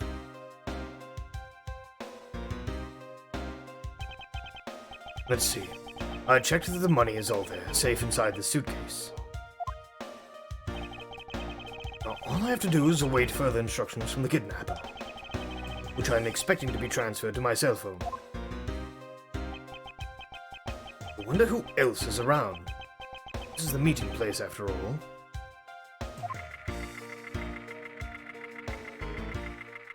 Oh, God.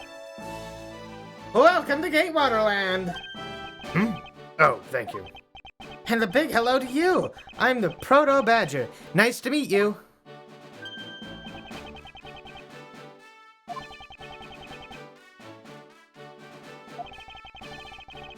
Excuse me, but were you perhaps thinking of taking a picture of me? A picture of you. Sorry, but I'm not interested. Ah, that's too bad. Well, have a good day.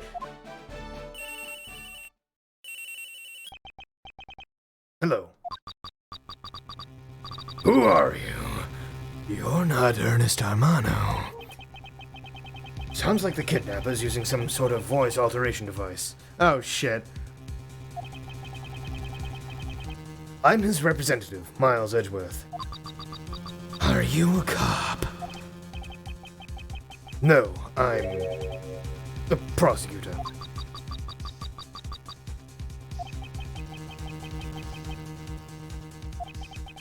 I know what you're wondering, and yes, I have brought the ransom money with me.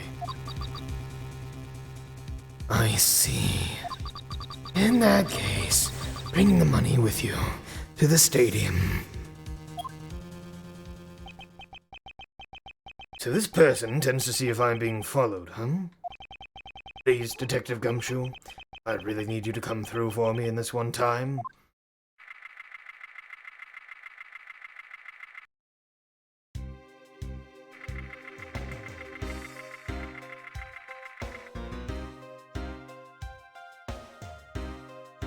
Oh, wait, that's the Gaviner stuff.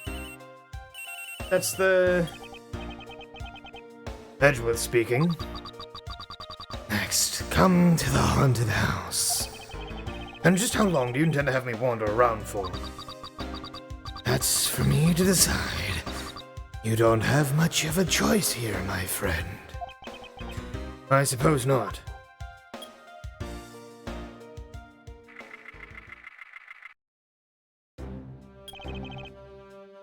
I've arrived. Go inside.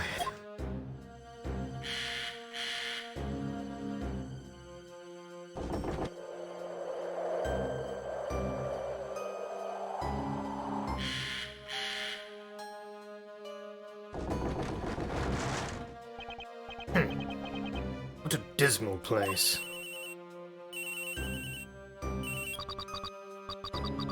That's it. Go through those doors. Am I being watched from somewhere?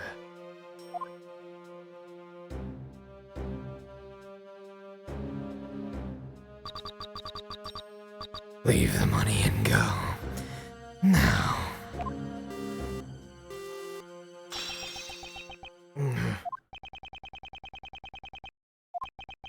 I was hoping for an exchange, but maybe I should do as they say for now, not push it.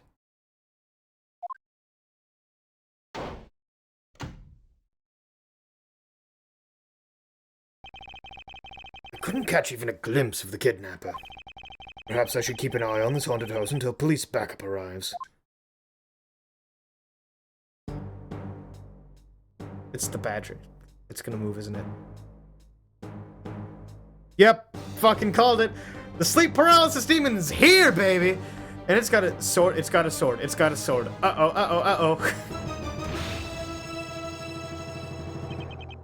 Ah, it's a trap!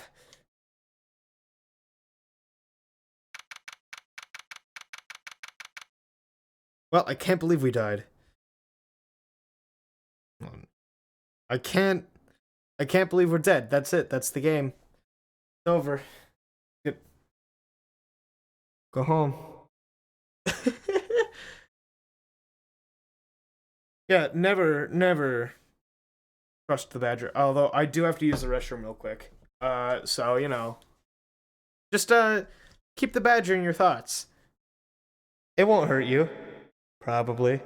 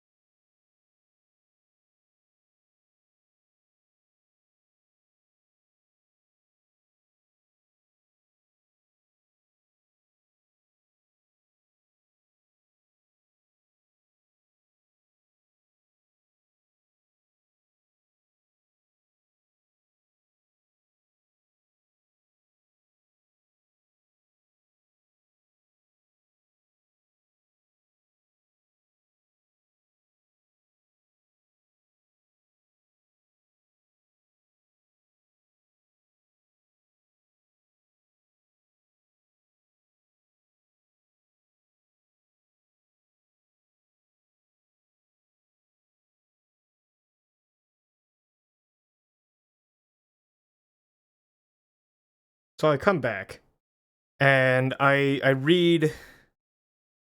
It's almost gone from my chat, but it says, "Sir, you have developed a fetish for Proto-Badger?" And I have questions, but I don't want answers.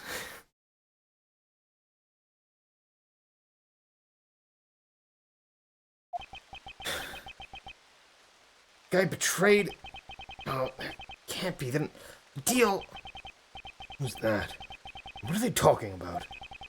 Split. Police. Alright. In front of... Meet up.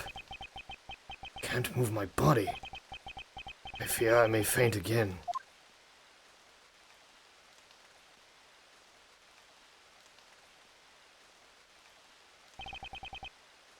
Where am I?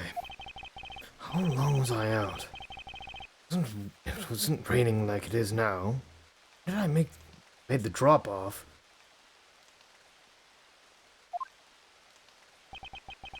This was supposed to be a simple affair. So why have I been taken hostage as well? I can only assume Detective Gumshoe lost sight of me at some point. The only reason I agreed to be the drop-off man was because of that phone call. It was from Mr. Ernest Armano, the director of the powerful Zaibatsu, the Armano Group. But aside from that, I also owe him a great debt of gratitude. His only son, Lance, had been kidnapped. I know that Lance is already in his 20s, but I guess some things you never grow out of. What, did he get kidnapped a lot? I can't sit around waiting for someone to come help me. I must escape somehow. No! Oh yeah, I had that horrifying screen already. What's that funny sound? What? Was that you making that funny sound? Who's there? And how dare you laugh at a gentleman's plight? Oh.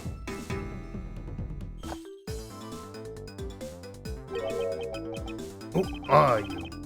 Are you one of the kidnappers? A kidnapper? Me? No way. I'm not into such petty crimes. Nope, I'm after something much, much bigger. I must be worn out from today's ordeal. Focus, Miles. Oh, I forgot to introduce myself. Sorry about that. Even in the depths of night, when no other bird dares to take flight, one alone soars to shine the light of righteousness in the world's blight. And that one is me, for I'm the great thief, Yatagarasu. Great thief? Did she really just claim to be the Yatagarasu? Oh, but for real, my name is Kay Faraday. You can call me Kay, okay? Good. Glad that's settled. Not quite. I have a mountain of questions for you. But first, if you would be so kind as to remove these ropes. I wonder, should I remove them? I was actually having a lot of fun watching you make those silly faces. Hey, there's no need to get all mad and icy glary on me, you know. This rope goes through here, and there you go. What a relief. I owe you my thanks. That's okay. You can pay me back in full later. Now then, what question should I start with? Unfortunately, I can already tell nothing is going to be easy with this cheeky girl. You call yourself a great thief, yet are you really a thief at all? You doubt me? I get it. You think that a young lady like me couldn't possibly be a big-time thief, right? That's not the part I have a tough time believing. I'm the real, genuine Yatagarasu, you know? Why are the signals stop working around you? You're leaving? Yep, I'm a pure-blooded great thief. It's just a little something I inherited from my predecessor. In that case, you wouldn't mind if I arrested you then, right? What? Of course I'd mind. I haven't stolen anything yet. seriously, I don't know how you can say such horrible thing to your savior. That's true. Technically, she hasn't stolen anything in front of me. Yet.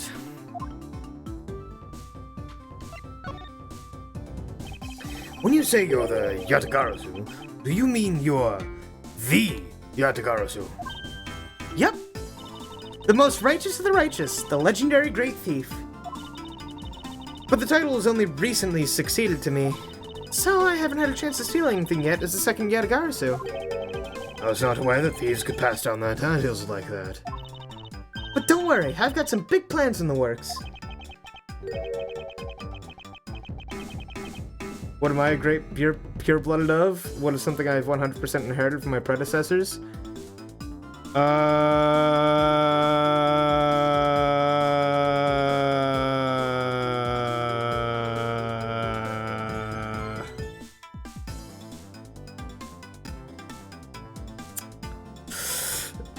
I'll get back to you on that. Probably just dumbass. Big plans, huh? They wouldn't happen to lead to a big arrest, would they? I knew it. There's just no reasoning with the prosecutor. I'm not the problem here. I'll have you know that the Yatagarasu has no interest in stealing petty trinkets. There's one thing and only one thing I want to steal. Only one thing. And what would that be? But that's going to have to wait until we find our way out of here. Well, at least there's one thing we agree on. Right, gets a beta. Say, don't you dare talk about Maya like that. Maya's fantastic. But also, I do like Kay already. So. I'm sure I'll have plenty of time later to learn more about you. So, you never told me what your name is, Mr. Prosecutor. Well, I guess not.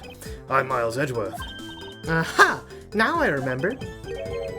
How can you remember something I just told you? Alright, see you, Summer. Kay's back. He's 17. Okay. Alright then, Mr. Edgeworth, let's get out of here.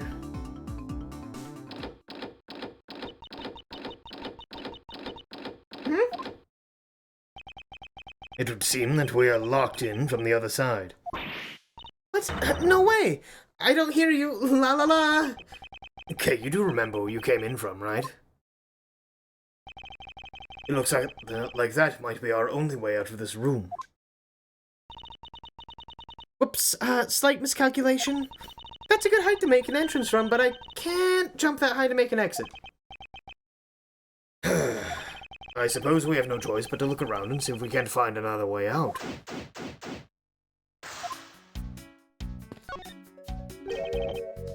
What is this? Looks like the Bad Badger, and he's looking as bad as ever. It looks like a costume head to me. I guess the Bad Badger's costume is, at the very least, a two-piece, huh? The real question is, why is only the head sitting out here on the floor?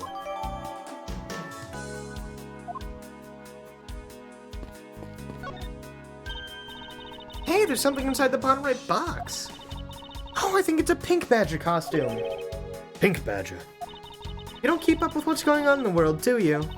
In that case, you'd better study up on the whole Badger clan with this.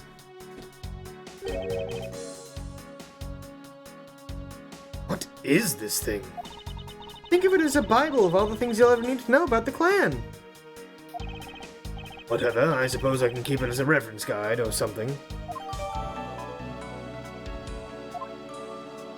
Wait. Hold on. Hold on. I need. Hold on. Proto Badger, the very first Badger. Blue Badger, an ally of justice who keeps the peace. Bad Badger, a vile criminal with a gun.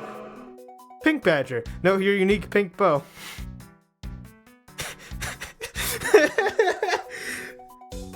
A vile criminal with a gun. I fucking love him.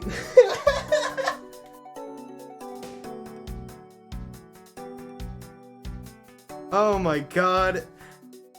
I just like that part of that half of his tagline. Literally half of his tagline is with a gun, and he has a goatee and sunglasses. And also a gun.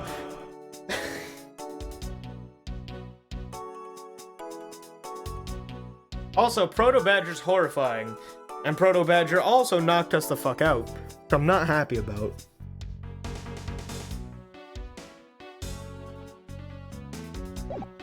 Okay.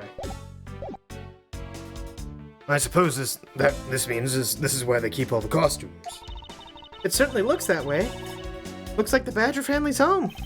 There are 8 boxes, but 7 of them are empty. Which means that 7 of the costumes are in use right now.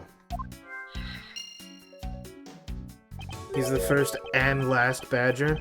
Oh god. Don't. But aren't these badges the mascots of the police force? Well, I heard that the police had a hand in sponsoring this theme park. Probably because the Gatewater Group owes the police from all those cases they solved. What about bad badgers? They have little pants. Pants are bad. Yeah. They have all the power of the state, and they use it to make a theme park. It's not just any theme park. They have a handcuff-shaped double-looping roller coaster. That's quite enough. I'm feeling woozy from just the thought of such a thing. I won't rest until I've inspected every suspicious-looking nook and cranny. Yeah, how about that key, though? And what have we here? Ah! I know I feel a laser-like stare aimed right at me. Did you want to take a look? Well, I don't mind if I do. Oh, I see. Yes, this is definitely a key. I'm sure it's a key to something. Thanks, Kay. The something is what is relevant to my interest.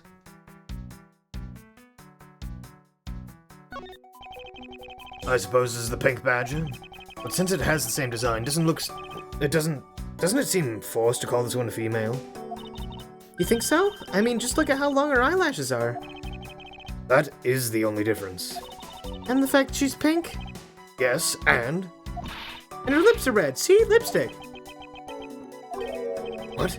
She has nothing to say about the gigantic pink ribbon, or is that too obvious? Good on Edgeworth for being like, what? So pink? That doesn't make... Good on you, Edgeworth. This is that blue badger I met at the main gate. Excuse me, but his name is Proto Badger, not Blue Badger. He's based off the very first design created by the local police chief. You know, when you compare the two, the Blue Badger looks a bit cuter. I suppose, as he continued to redesign him, the chief managed to make him cuter and cuter. Even humanity has come a long way when you think about how much we've evolved. Are we comparing the Blue Badger to humans now?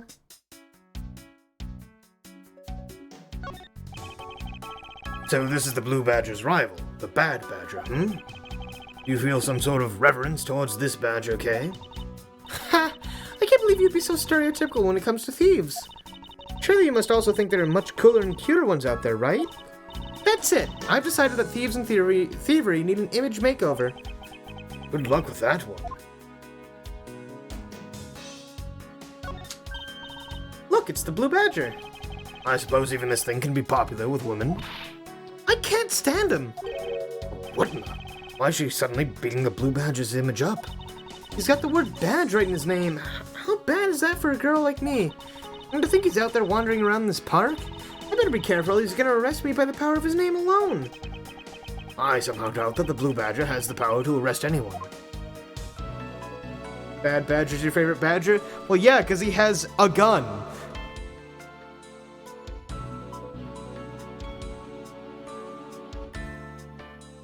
Alright.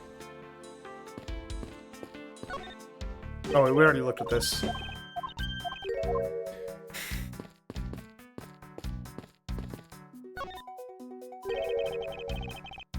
They're holding a blue badger photo rally.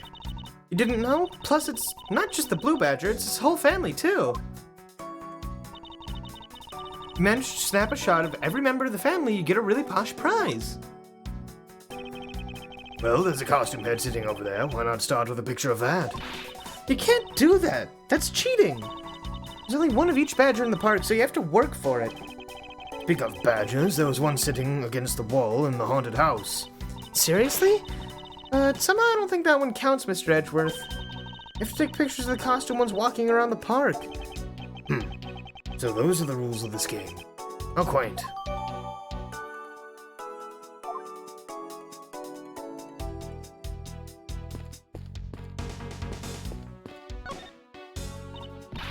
And why did I have to put the window so high up anyway? How's a thief supposed to make her daring escape? I suppose we could make our way out of here if we were able to climb on top of these lockers. Ha! That's pretty clever. You'd make a good thief yet, Mr. Edgeworth. Please don't ever place my name and the word thief in the same sentence again. Let's see. I wonder if I can jump and grab the top of the locker here.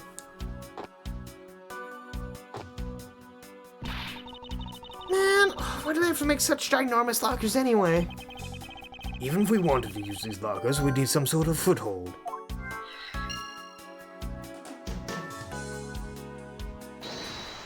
Alright, let's see what we got.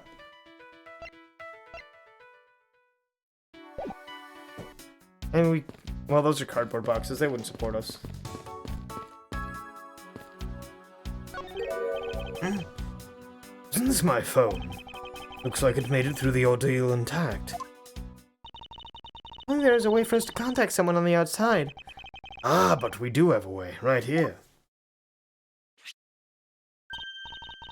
There was a cell phone here this whole time? I'm right, Detective Gumshoe should have contacted the precinct for backup by now. Mr. Edgeworth, sir! Are you okay? I was so worried, sir. I'm fine. I was knocked unconscious for a spell by the kidnapper, that's all.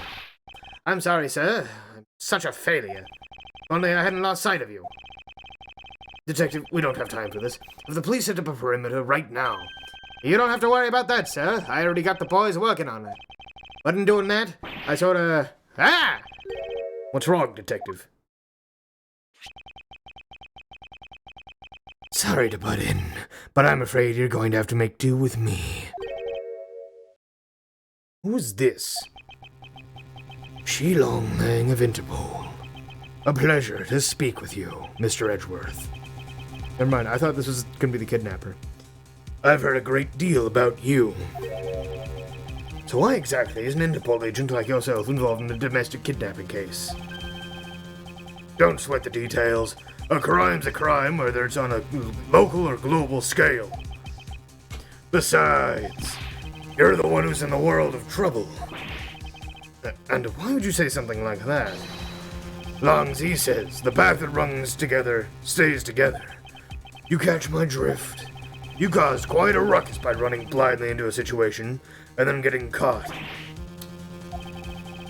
You should have contacted the police from the very beginning. I'm sorry that this happened because of a lapse in judgment. However, I humbly request that you please help me out of here post-haste. Sorry. No can do. What? We're hunting the kidnapper now, and I haven't got any hands to spare. As I said, my pack moves as one. You're the one who wanted to go it alone, so good luck to you, Mr. Prosecutor. Oh, and once we do catch the kidnapper, rest assured, we'll come find you, eventually. You... What's wrong? Did you get cut off? Yeah, his pack's useless at multitasking, that's for sure.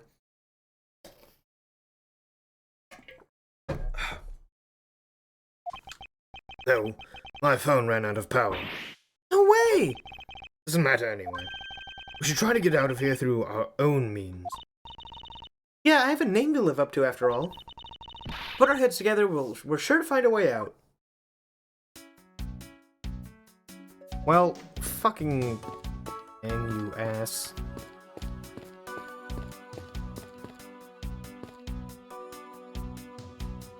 Did we get new logic from that? No, not really. I mean, the lockers probably open the tiny key probably opens the lockers, and then we can get out through there, because we used the thing in the thing. You know? Nope, okay, wrong. I can't see a clear connection between these two pieces of information. Well, okay. But you can't fault me for going, ah, yes, key to locker.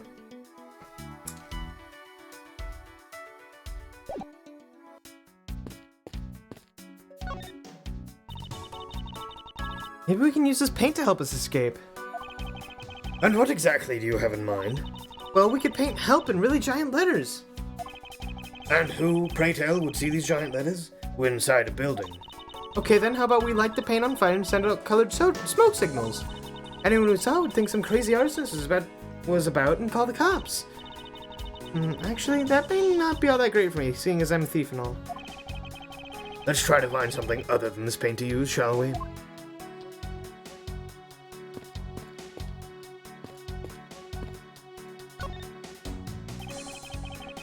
This is the beam I was tied to. What's up? I was pondering if perhaps we could make it over and to and out the window if we climbed this. Good thinking. If it's climbing action you need, just leave it to me. Thanks. This little hook looks like it might make for a good foothold. Up you go, Kay, and good luck. Count on it. Great thief Yatagarasu spreads her mighty wings and takes to the skies. Here I go.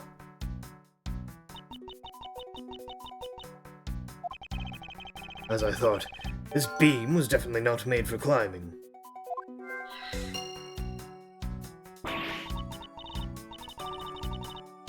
What do you mean, as I thought?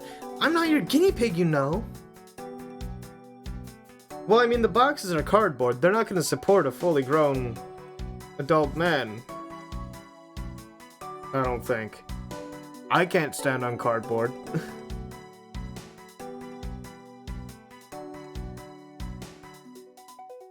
Okay, well, we got more logic. Let's see here.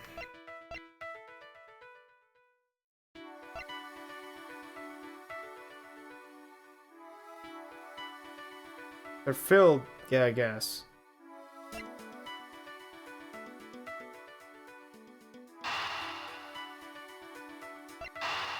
I don't know, let's try this. Screw it.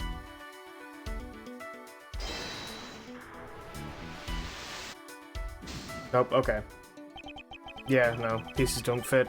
Alright, that's fine.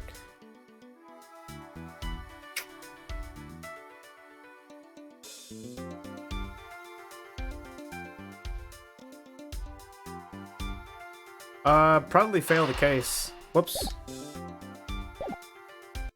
And then I have to restart from the beginning.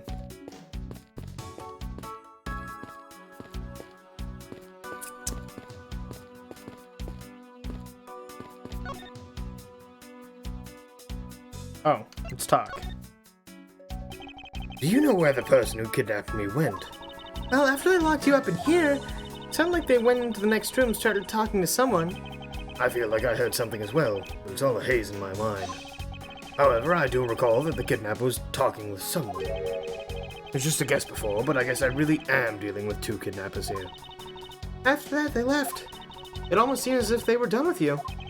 I suppose that is the case, as my kidnapping seems to be like an afterthought to the 1 million.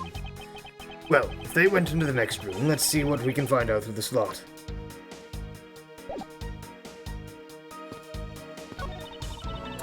Oh, we can peer into the next room the kidnappers were in from there. Won't rest until I've inspected every suspicious-looking nook and cranny. Is that what I think it is? Looks like the kidnappers had an escape tunnel prepared just in case. That's awesome! They're like a bunch of great thieves themselves. No, they're not, because I highly doubt they made the tunnel themselves. The floor panel was removed and propped up against the beam in a very specific way. Wait a minute. I think this building was originally built with a basement or underground area. Alright. The beam and the floor panel hook, or yeah, that's gotta be it. This hook on this beam. You know, I already tried and there's no way I can jump from this hook to the window. Come on. Even you have to admit when something's just not Oh, come on. Even you just have to admit when something's not possible. Ha! I wasn't about to suggest that again. Rather, that it's here for a different purpose. Really? Like what? As you saw in the adjacent room, it's clearly for keeping a floor panel propped up. Which means that there should be a panel in this room that we can open as well. Oh, I get it. He didn't notice its existence all this time because it was being hidden by this top. Alright then, let's fold this thing up and see what's underneath. Now this is what I call a treasure.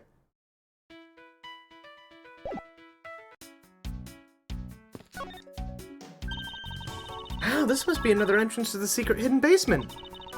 I totally smell treasure. The scent I wish to smell is a sweet fragrance of freedom. And what are you waiting for? Hurry up and open the hatch. All right. This thing is locked down tight. Wow. I wonder what opens the hatch. Fiddlesticks.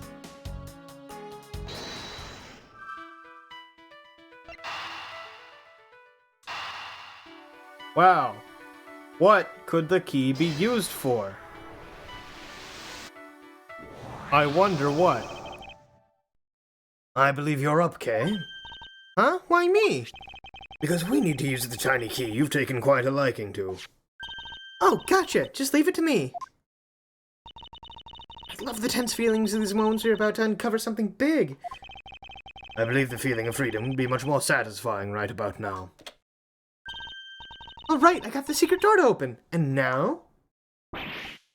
Wait! Ah! Are you alright, Kay?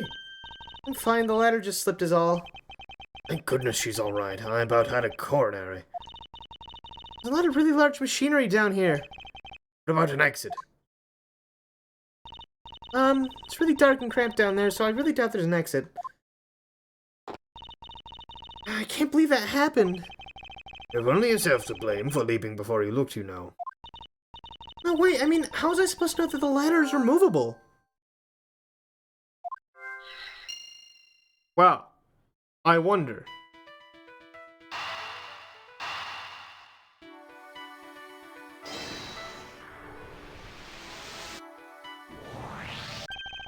I figured out how we will escape this prison, Kay.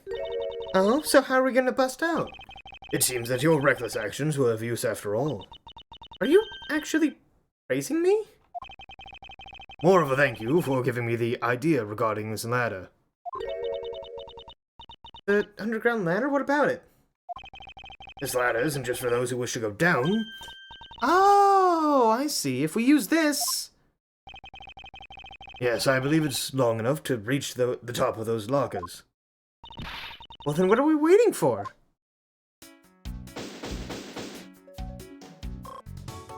I'm smart. Alright, now we can get out of here. Yes, we spent entirely too much time in here. Kidnappers who held me hostage, and a mysterious Interpol agent. This case is only getting started. I'll be the one to bring it to a resounding end. March 13th, 12:11 p.m., Wild Wild West area. See, every time I see Wild Wild West, I think of the fucking song by the Escape Club, which has, by the way, a really strange music video. I bring it up like every time, but also I remember like really liking that song for a little bit. And then I listened to it again like a couple years ago and I went, wow, what the fuck is this song? It's weird.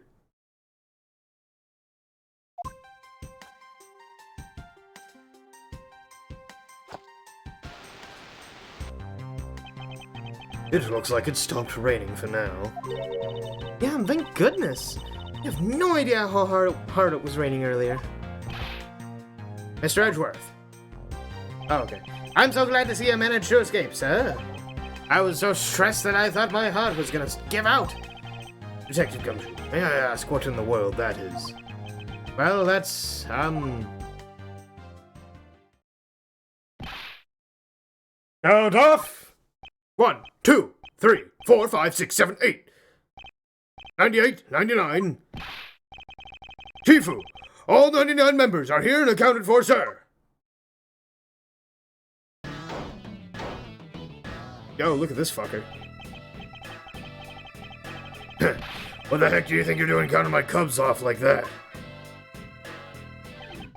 Every person is a valuable human being, you get me? and everyone has a name that their parents gave them. No one is a 2 or a 3. Everyone, regardless of age or rank, is number 1. Got it? Hell yeah. You are Agent Lang, I take it. You infidel! How dare you address our Shifu so rudely? Long Z says, a cub who disrespects others soon feels the disciplinary bite of an elder. So don't you ever forget to show the proper respect towards another person. Tina? This isn't much, but please, accept my card. Oh, thank you. Please accept mine in return. You all see that just now? That is the proper way for 2 people to show their respect. Keep that in mind and you'll get far in life. Got it?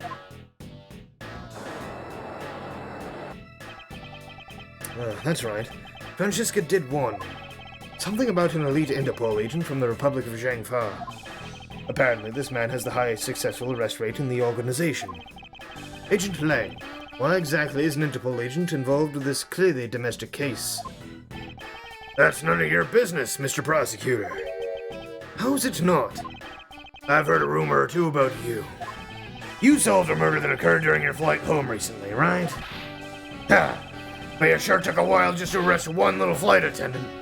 How pathetic.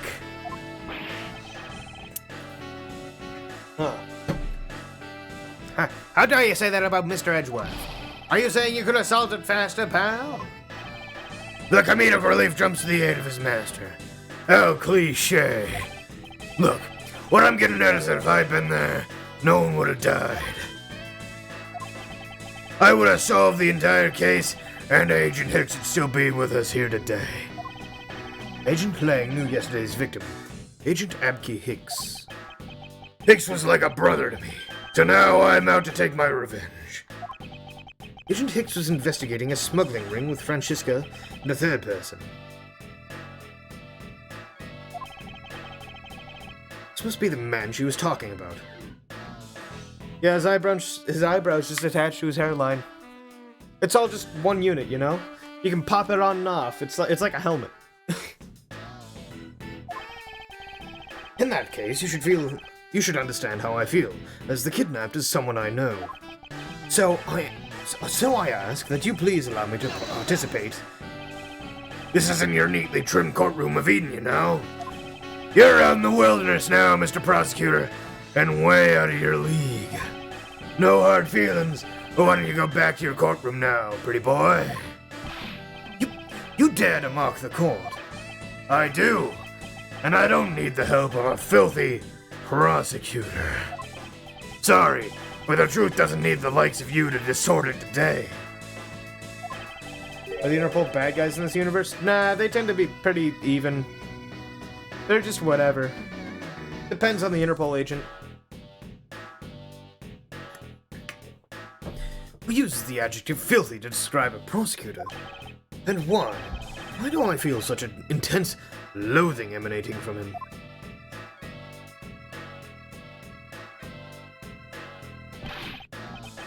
Alright, men. Good job on the perimeter around Gatewater Land. Now just find me the kidnapper and bring the punk to me. Dismissed! Sir!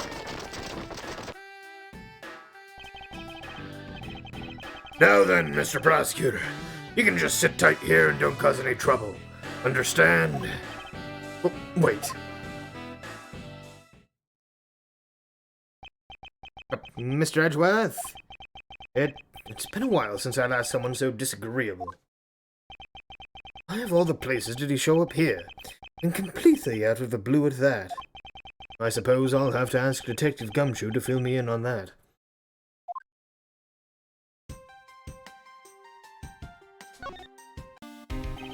Great job, Detective.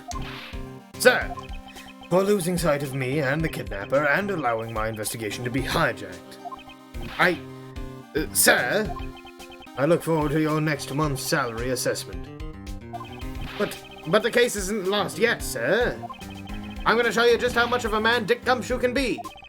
Shall I prepare the 21-gun salute now or later? Detective, are you sure it was the precinct you called for backup? Of course, sir. I think I would know the number to my own precinct like the back of my hand. And why did an Interpol agent show up instead, with an army of his own agents? Now that, I have no idea. About 5 minutes after I made the call, the Wolfman showed up out of nowhere, sir. Agent Lang definitely has an agenda, so the question is, what is he after? Mr. Edgeworth, I was wondering if I may ask about one thing, sir. Yes, what is it? Who's that? Who's that? The girl over there, I mean. I'm Mr. Edgeworth's assistant, Kay Faraday. Oh, what? Funny, I don't recall making you my assistant, Kay. Yeah, I'm Mr. Edgeworth's assistant.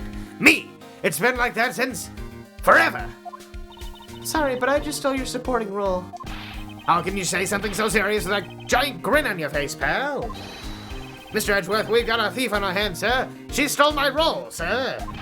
I'm taking her in, getting her convicted, making sure she serves out her sentence. Oh, come on, it'll be fun. Like musical chairs. You better stay fast on your feet. No way. I will not lose the spotlight to you, little girl. Fucking love Gumshoe. It's okay, Gumshoe, you have the spotlight. In my heart.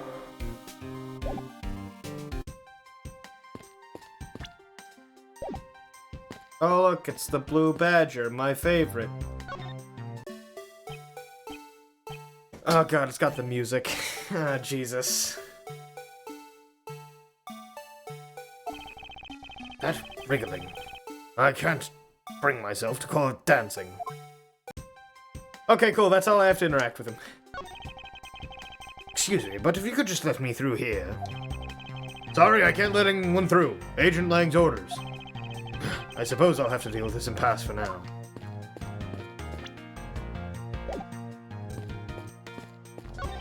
It's a cactus, and there's something written here on this sign. This cactus is a very gracious gift to Gatewater Land from the local police precinct. I can't believe the police went so far as to even donate a cactus to this place. It's an empty barrel. I'd venture to guess that its only purpose is to set the mood. This horizontal bar is used for tying up horses. Apparently, you can ride real horses at the Cowboys Ranch area just up ahead. It is possible that the culprits have already escaped with the help of a stolen horse or two. Who even donates a cactus? If someone gave me a cactus, I'd be happy. Under Agent Lang's orders, we already rounded up all the horses, and every last one's been accounted for. Agent Lang is good, although I wouldn't go so far as to say I'm impressed just yet.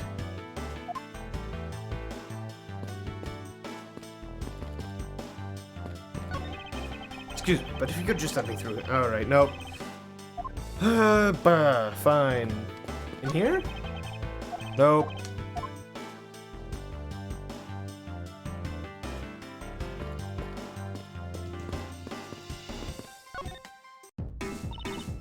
Man, I can't calmly do any stealing at all with that detective around.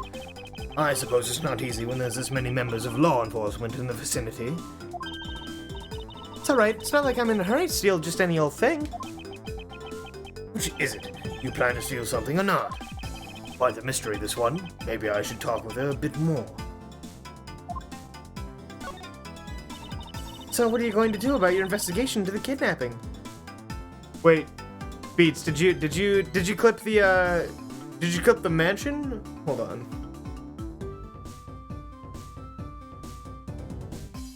What? Because we need to remember our enemy? Alright. Good question. Since Agent Lang holds the authority to investigate this case now, this makes things a bit more complicated. Oh, come on, you can't let that stop you. I'll even lend you a hand, so let's go. But you're self-purported the great thief, are you not? I don't believe I can let someone of an unlawful nature participate in an investigation. You don't like to listen, do you? I'm not just any ordinary great thief. I'm the Yatagarasu. And as I said earlier, the Yatagarasu is after one and only one thing. What is this one and only one thing you're after? The Yatagarasu is only interested in one thing, and that is the truth. I see. It was 7 years ago. There was a vigilante who threw the business world into a panic. Labeled mysterious and phantom-like, the Yatagarasu appeared and vanished at will. Though we still don't know much about the thief's ultimate goal, we do know the targets. The Yatagarasu like to find and make public evidence of corrupt dealings of all sorts. Once a target was chosen, no dramatic calling card or announcement was sent forth. Instead, the chosen corporation was infiltrated without even the target noticing. Some days later, the evidence was found and sent out to the mass media, along with a card with the mark of the three-legged raven. Looking back, I suppose you could call what the Yatagarasu was stealing the truth. Would this child really be the successor to the original Yatagarasu? But that can't be, can it? Lance! Lance! Where are you, son? Alright, it's his old man. Hold on, you know what? Mr. Amano. Oh, Miles, my boy. I'm sorry to involve you in such an affair just after you returned. For you, Mr. Amano, I gladly offer my assistance. After all, I have you to thank for how well things turned out during my time abroad. If it wasn't for you, I might have not been introduced to that law office, and had the chance to study the inner workings of another country's judicial system.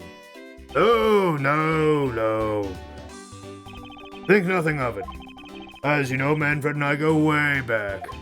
I consider a beloved disciple of his to be like one of my own blood. If you ever want to go overseas again, you need only to ask. I can use my company's vast network to send you anywhere at any time. So who's the old man? He's the father of the currently kidnapped Lance Amano, Ernest Amano. Now then, have you found Lance yet, Miles? Please? I miss my poor boy dearly. I'm terribly sorry, but your son's whereabouts remain unknown, Mr. Amano. Hold on there. And what happened to all that money? I believe the 1 million has been stolen, that the culprits are now on the run. What? Poor old man. Don't you have anything that you can give him to cheer him up, Mr. Edgeworth? Forgive me, Mr. Amano.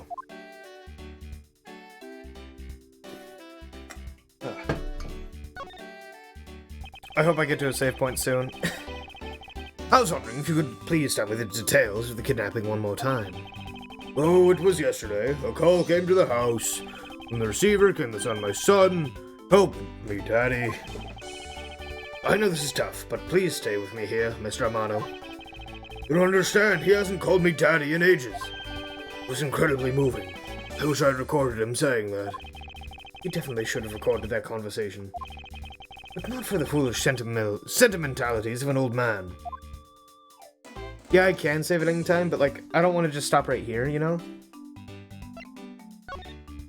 Because my throat isn't hurting, but it's starting to get tired. So I know that my end is near here. Because like, I did the 24-hour stream this weekend, so yeah, my throat's tired. Oh, I've been hydrating. I've gone through almost half a gallon during this stream. Refresh my memory. What kind of person is Lance again? How will telling you about Lance help him get him back? Surprisingly, a lot can be deduced from a person's relationships and behavior. Very well then, Lance is my one and only son, and he turned 21 this year. He is very much like me when I was in his age, kind and very attractive. I'm sure women simply can't keep their hands off him. Is there anything else about him you noticed of late? Now that you mention it, I haven't been able to get in contact with our butler, Oliver. Your butler? Yes, his name is Oliver Deacon. He's been with our family for years now. He gets along so well with Lance, so I thought maybe he would know where my son is. Mr. Amano, could you please tell me a little more about your butler, Mr. Deacon? As a butler, he's outstanding. He even serves as Lance's personal private tutor. He took a brief leave recently, but even after it was over, I haven't been able to reach him. So you still haven't spoken with him since his leave? What about his family and friends? They said they haven't seen him. I've tried everything I could think of, Miles. Do you think this could have something to do with Lance's kidnapping? It's possible, but I can't say for sure quite yet. Even when the person closest to the victim has gone missing, Oliver Deacon sounds like one name I'd better keep in mind. Detective Gumshoe. Yes, sir! Let's begin our investigation. Even if that Interpol agent holds the authority to head this investigation, we can't allow ourselves to stand idly by twiddling our thumbs. I'm with you 100%, Mr. Edgeworth, sir! I, Dick Gumshoe, pledge to stick by his side through thick and thin. Mr. Armando, it was my fault that the culprits escaped. Which is why, with your blessing, I vow to return Lance to you myself. Oh, I've never seen you so passionate before, Miles. Good luck to you, my boy. All right. Well, what are you waiting for? Let's do some investigating. If you think I'm losing to you, pal, forget it.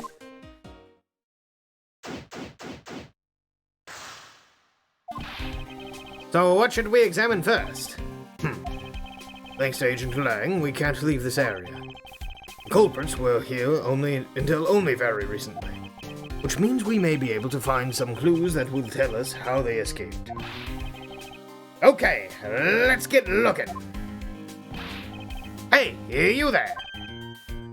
Oh, who? Me? What are you doing goofing off in a place like this? I wasn't goofing off. I was about to help Mr. Edgeworth kick off his investigation. You imbecile! All precinct detectives are now under Agent Lang's direct command. No way! I am not working for Wolf Boy! Mr. Edgeworth, can't you do something? I'm not exactly in a position to argue, seeing as you are a member of the police. Good, now let's go. No! Boy, have I got the job for someone of your talents. Well, that was exciting. Okay. What? Can't you tell I'm all ready to get down to some detective work? You should go home. Your parents must be worried about you. Oh, come on, I finally get to be your assistant and you try to ditch me? I don't recall offering you the position. Well, why do you have to be so difficult? Besides, it's already too late, you know. Like I said, I've already stolen the position of assistant a while back. Ha! You're the only one asserting that. Well, by the time anyone notices it's already gone, that's Yatagarasu way. You shouldn't speak so lightly of things you know nothing about. Fine, whatever. You win. Go ahead and do your little investigation. But the talented assistant Kay is going to tag along no matter what you say. Even if she turns out to be useless, she's not going to listen to me. I might as well surrender and let her come along for the ride. Okay. The badger's there. I don't want to talk to the badger. Hey, Mr. Edgeworth, isn't that one of those things you tie horses to? Yes, although the horses are in another location at this moment. And here I was hoping I'd get to ride one. You know how to ride a horse? Nope, never rode on one in my life. But I have an Asian friend who was born in the year of the horse. Non sequitur is the only way to describe your logic.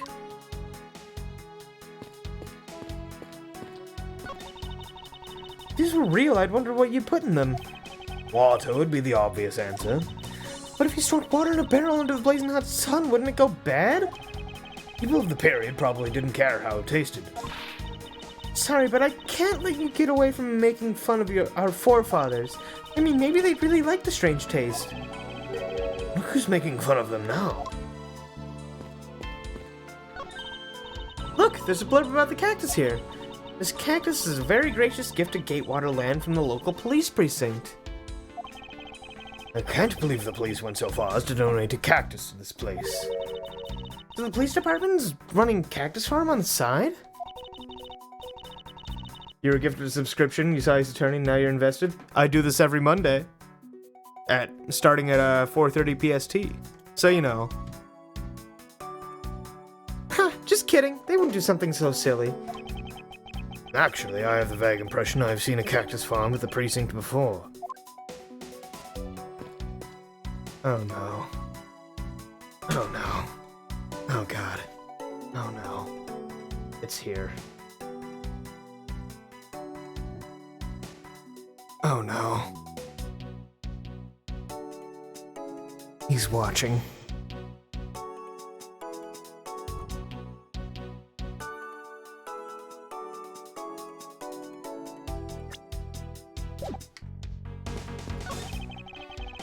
Horses are painting on... I'm just ignoring the badger. Horses are painted on this garage door to complete the Wild West theme. They look so lifelike, don't you think? Are you thinking of wrangling, or rather stealing them? If you can coax them out of there, sure. Come on, I know you can sweet talk them out. I could be holding a cube of sugar in my hand, they wouldn't budge, Kay.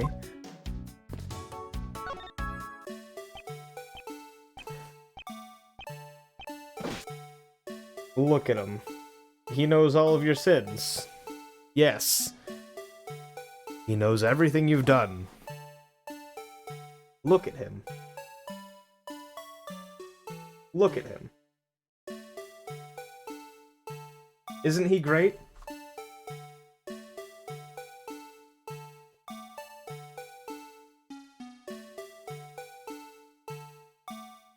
Love him.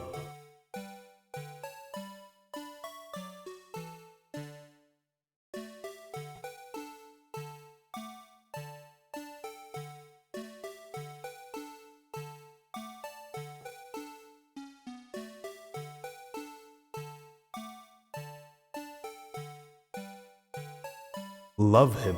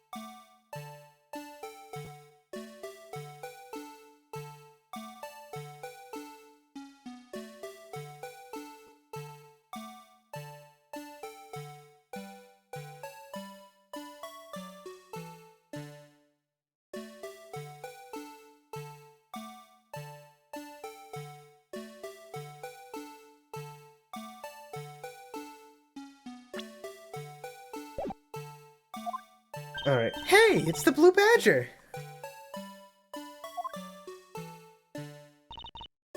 Badger, get! I really don't understand why she's so excited over this badger hunt. Speaking of badgers, there's only a person inside of there. Mr. Badger, I wonder if you might share with me what you saw.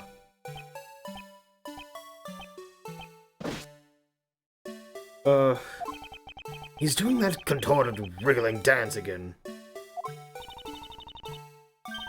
Aha! Oh, it's fucking Meekins. Ah! You've uncovered my undercover identity, sir! I was to remain under that head, sir! Aren't you Officer Meekins? Sir! Mike Meekins reporting for duty, sir! This man was a witness in one of the cases I headed 2 years ago. About the only thing I remember about this officer is that he often spoke and acted before he thought, which gave me a great deal of headaches. Is he a friend of yours, Mr. Edgeworth? I've met him in the courtroom once before. Why was he so upset when we unmasked him? Does he have something to hide?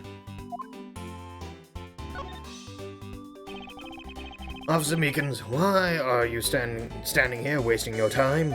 Sir! Because I'm not a police officer right now, sir! I'm the Blue Badger! And I'm creating memories and dreams for the kids! That's never a waste of time, sir! I have a dream to become as big as Detective Gumshoe, sir! I was patrolling the scorchingly boring heat until a little while ago. When the dispatch radio on my shoulder crackled and the kidnappers had escaped, sir! I thought maybe this is my shot at making detective, sir! I rushed on over to join in, but when I got here, there was a sea of people already. And I couldn't spread my trademark friendliness and joy on to anyone. It would seem that some people never change.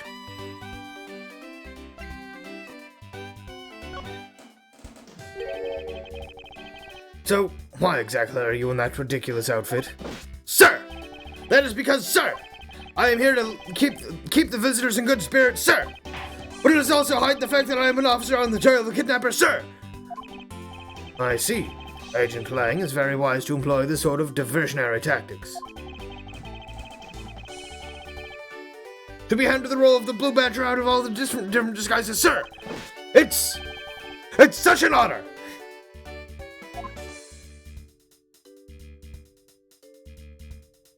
Okay. So now we love him.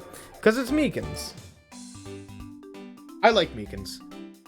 He's an oddball. I like him. In fact, I love him. Okay.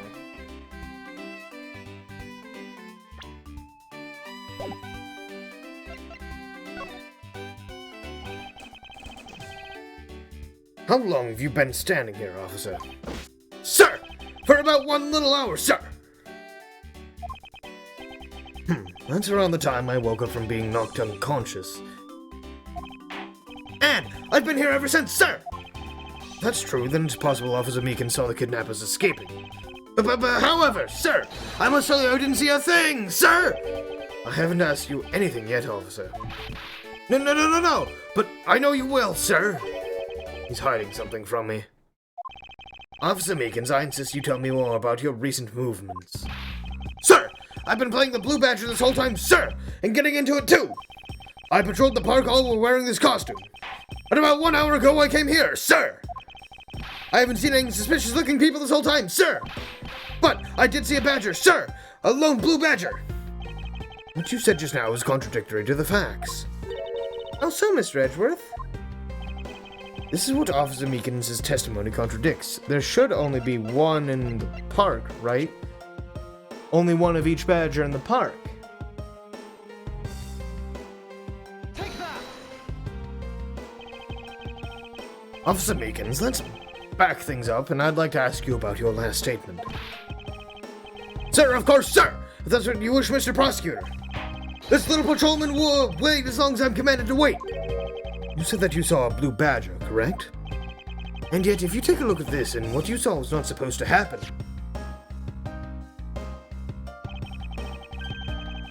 This park is supposed to have only one of each badger in it at any given time. Which means that as long as you're the Blue Badger, Officer Meekins, you should not have seen another Blue Badger wandering the premises. What? Sir! Then that would mean there are 2 Blue Badgers walking around. But why? Oh yeah, I think this was made during a case where there was blood involved to present. I don't remember which case it is specifically. But like, it was just like, present blood was a thing.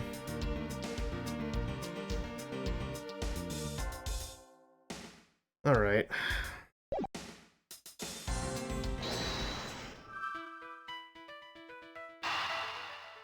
Because a lot of them were empty, so like, this has gotta, right? Gotta.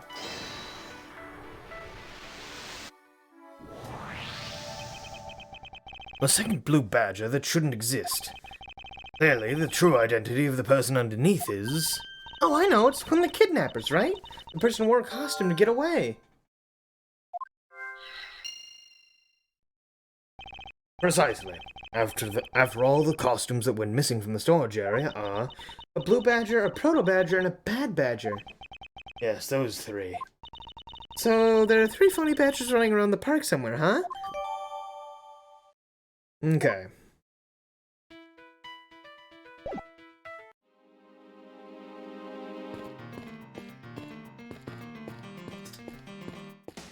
Let's talk to Lang. Not Lang. Mono. But he has nothing. Alright, no, he's not gonna let me through.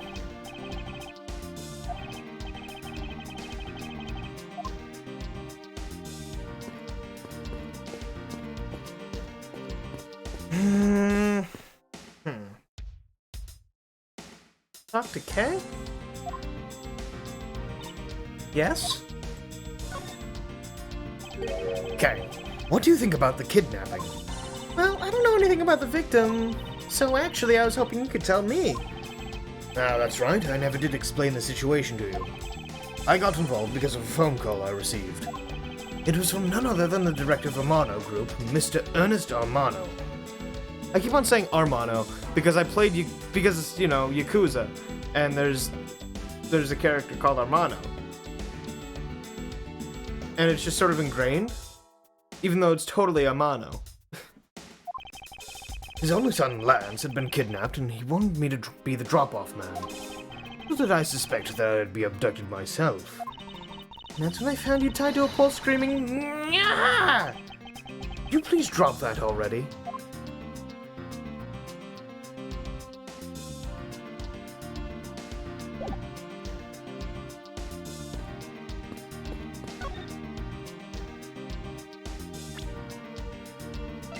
Okay, let's...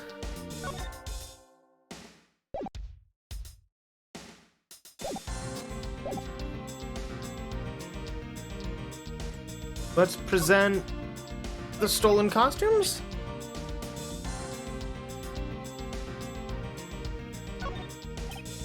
Sir, I'm undercover as Blue Badger now, sir! I must pretend to not know anything about anything, sir!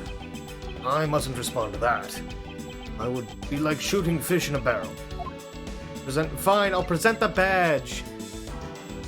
Jeez. Sir! It's so incredibly shiny, but it has really ugly shape! I knew it! I was right to go for the much more manly police badge, sir! But I lose it a lot, and just know I'm going to lose it for the real one these days, sir! Mr. Edgeworth, I think the cop is one donut short of a baker's dozen. I know. Believe me, I know. Okay, that was... Eakins is great.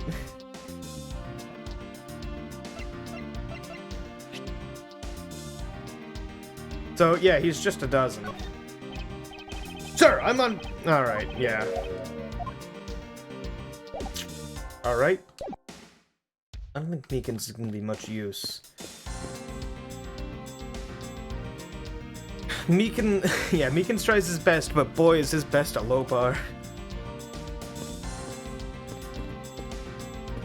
Alright.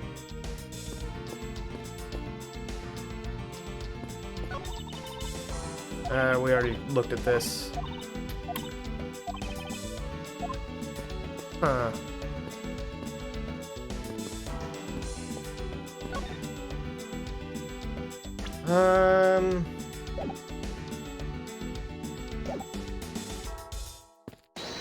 Did I have any logic left? No, only the one. Okay.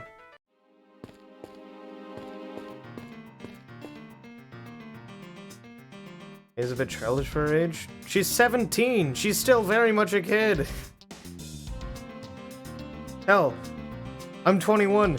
I'm still childish. Like... Fuck, man.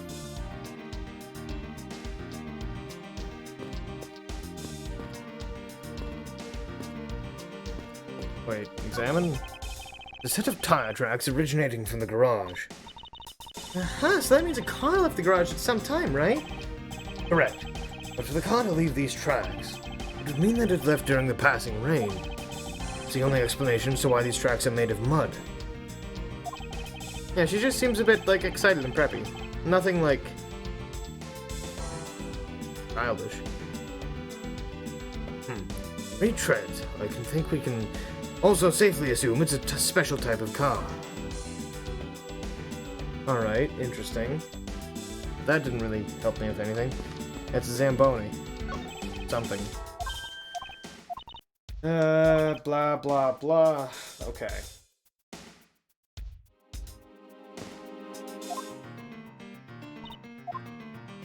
Can we present anything to Kay? Or to mean anything? Let's see. Looks like there's another thief afoot. Only if we assume that this is not your handiwork. Are you kidding?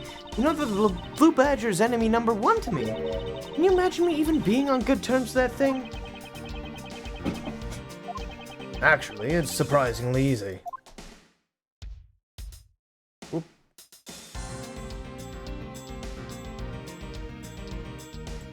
Why is the Badger cop hat such a different...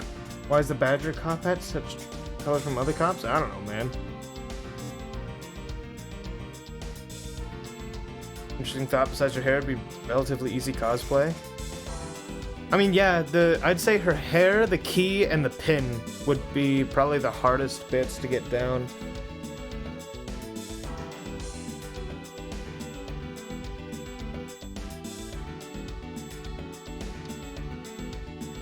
The gloves, though? I mean, leather gloves, and then it'd probably just... Those look awful to try and make. I mean, if you got garden gloves that were the right color, like garden leather gloves that were the right color, and then did a little work on the leather, you might be able to just get that cuffed effect pretty well.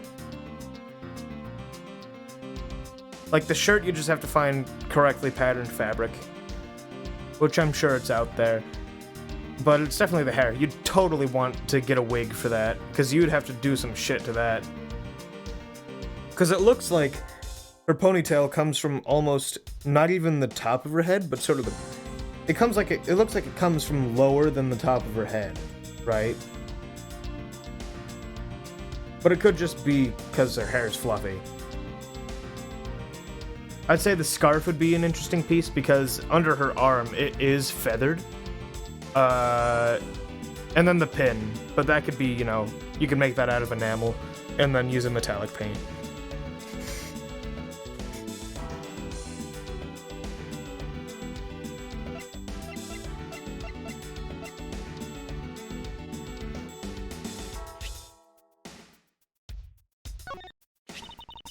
It's a book of information about my archenemy, the Blue Badger. I won't lose to the likes of him. You wait and see. Speaking of metallic paint, sorry. I used to do prop making for a hobby, and I want to get back into it. But I had this really good chrome metallic paint, and I was playing around with sort of dyeing it with, funnily enough, lacquer. I had sort of this yellow lacquer, and I ended up getting a sort of brass, goldish look. That wasn't too bad. I'd have to dig through all my stuff and see what it was exactly. And I'd have to definitely try with it again. The information that winds up on your wanted poster will suffice in this competition.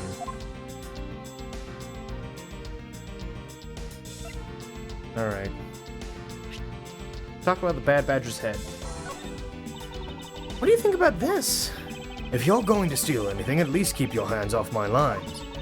Alright, I'll return it to you. Here you go. I was hoping for some information returned, but my line will do for now. Okay, she's a cute kid.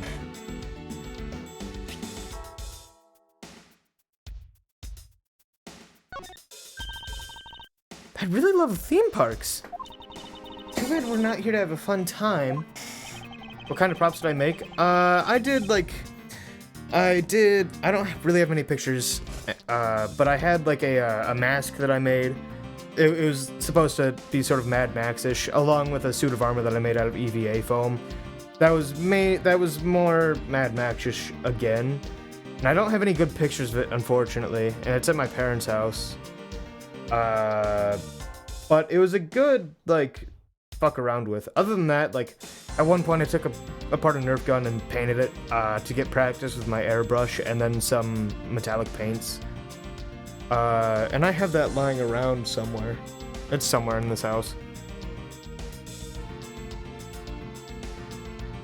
So why did you choose this one? And why choose to show yourself to me of all people? Because I was tailing you, silly. Duh. You were following me. But why? Okay, that's something that we're not even going to touch on, I guess. Alright. Fine.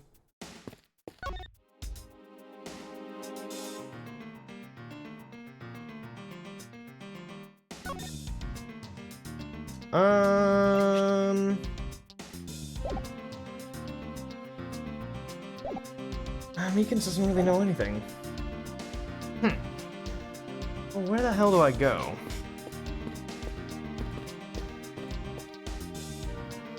'cause I can't go through the door.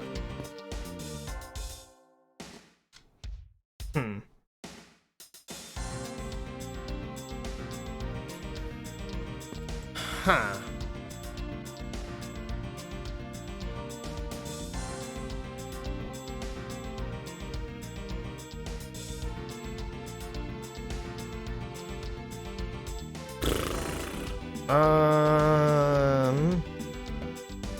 Offshoot up to the top left. He wouldn't let me in. Like that's the problem. So cannot wildly speculate, yeah. Shit.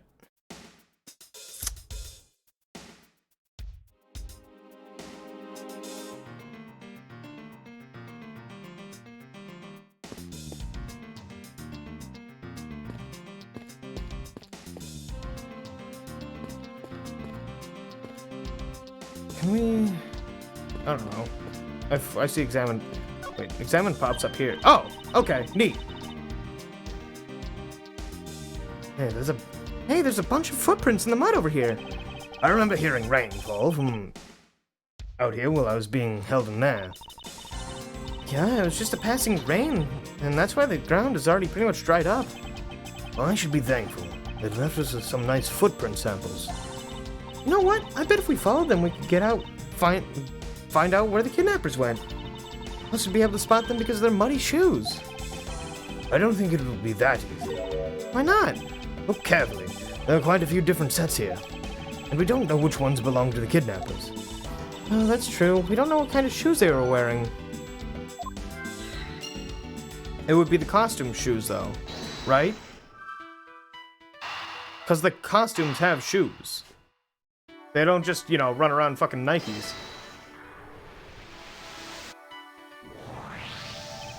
Now that we know that the kidnappers were wearing badger costumes, those footprints from earlier take on a new and very significant meaning.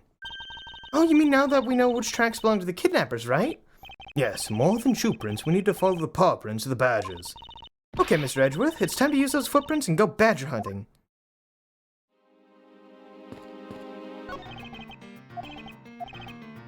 Okay.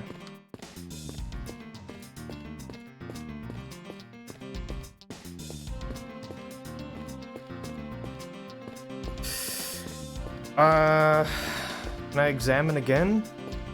Maybe. So we're looking for footprints made by a costume. Hey, I think I found them. There are two sets here. They both do look like possible candidates. This set is walking off to the west. It just stops. I can't make a heads or tails of where it's headed from here. I think we can assume it's headed towards the stadium. I wonder where the other set leads. This one seems to be headed east.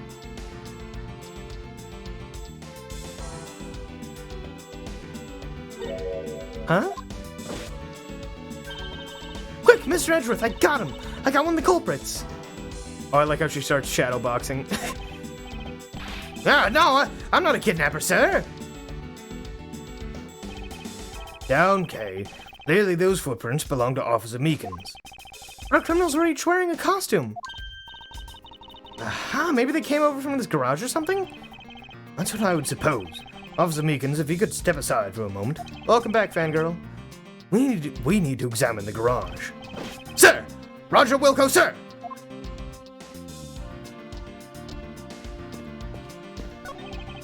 Let's open this shutter and see what we find.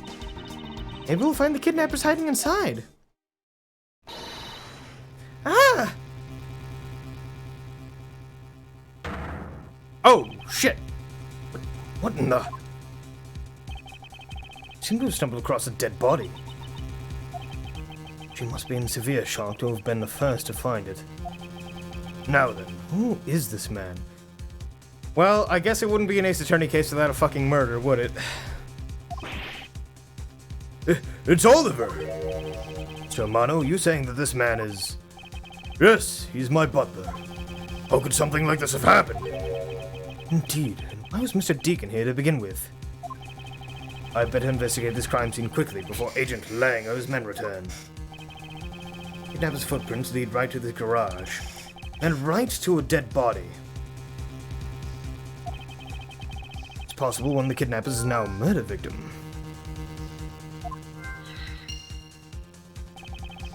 In my cursory examination, I believe this man died of a fatal bullet wound. You sure are calm for someone who just found a body. It's surprising what one can become accustomed to in the span of 2 days. I won't rest until I've inspected every suspicious-looking nook and cranny. As long as that Interpol agent has control of this case, I'm not going to be able to have a real autopsy done on the victim.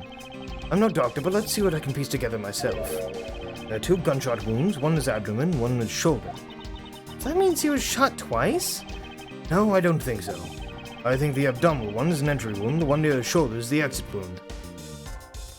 Okay, I mean, depends on where it exits in his shoulder, but it's got a shoulder blade to go through. Not only that, but all the flesh and bone from being shot in the stomach, and that looks like it's right above the hip bone. Like right above where the pelvis ends, right? So it possibly totally clipped the pelvis. So it has to have been close, with a big round, and probably full metal jacket like Ronald said.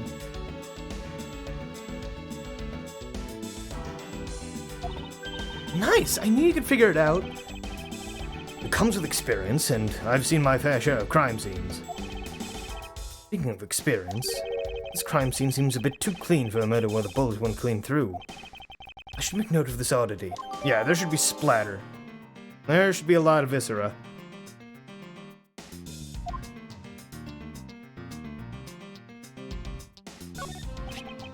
This is an unusually shaped pendant. Hey, wait a minute, this came up in the first case. Yeah, there should be a whole puddle underneath him. I mean, yeah, if that's what happened, right? But that's the most logical answer if it was a gun. He totally could have been stabbed as well. We can't fully rule out that there was some sort of long, like, pole arm, right? Like, it could just be a sharpened iron rod. But even that would take a lot of force. It takes a lot of force to put something through someone. What is it? Is it something valuable? She seems to have regained some of her composure. Looks like a horse pendant. It's got an antique feel about it. It's really pretty. Hold on. It's made of platinum silver. Nice. It is worth something after all. Oh, and look, there's something written on the back. Colin Devore. It's a name. Colin Devore. This man's name is... Alright, time to deduce. Like, what, are we gonna run back to the Steel Samurai case? And I don't... You'd have to fall from a ways for it. You'd have to fall just right. And... like...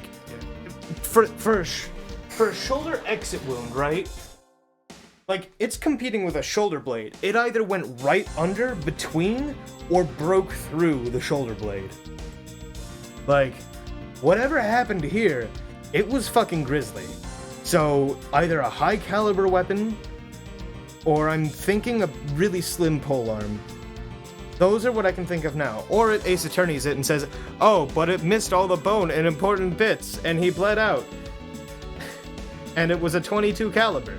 And then everyone just shrugs and go, oh, Ace Attorney. Or he could have been shot in 2 places. That's also true. Or stabbed in 2 places.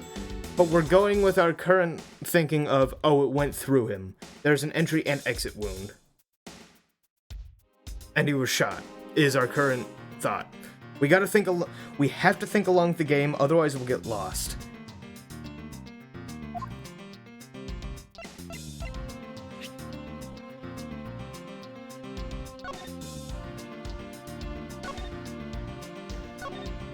Oh, it doesn't even talk about the... Okay, so I can't even talk about the, I mean, fuck it, let's see. Eureka! There's something not right about the name of the pendant. Okay, sure. The victim is the Amano family butler, and his name is Oliver Deacon, but the name on the pendant is Colin Devore. what's up with that? I don't know, but I think we've hit upon an important piece of information. Wow, I also need to eat after this. Oh, cool. Okay, neat. Yeah, I bet you can rearrange those letters. Lance, where are you, sweetie? Never mind, probably his mother. Or maid? Girlfriend? Excuse me, but you are? Oh, this is bad. He's really good looking. Oh man, I feel that one. Fangirl, god damn it. Thank you.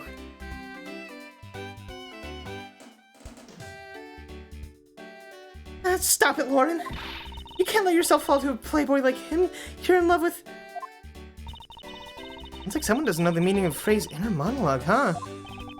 Sorry to interrupt your conversation, but might you be a friend of Lance? Yes, I'm Lance's girlfriend. My name's Lauren Pops. His girlfriend? Oh, it's not like that. We're more like friends, and we're not lovers or anything. Oh, well, we haven't gotten that far yet. Lavama, thank you. I appreciate it.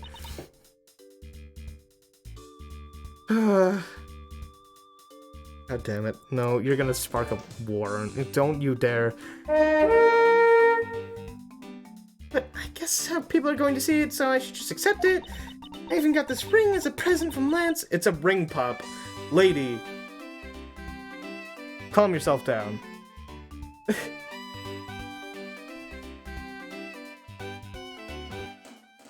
Yeah, no, ring pop, best kind of ring. There's no commitment behind it. Even though I don't really like ring pops, but like there's no, you know, commitment behind that ring, so not bad.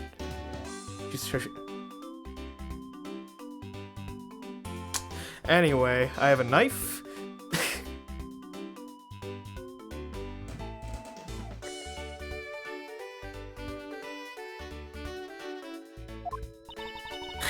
You know what she reminds me of?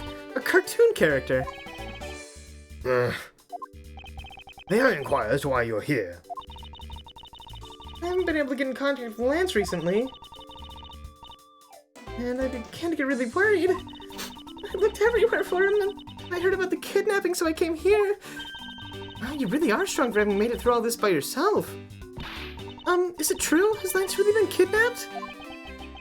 No one is supposed to know, but yes, it is true. Oh, Lance! I can't believe you've been spirited away. What are you doing right now? I think she's gone back to the fair maiden in love routine.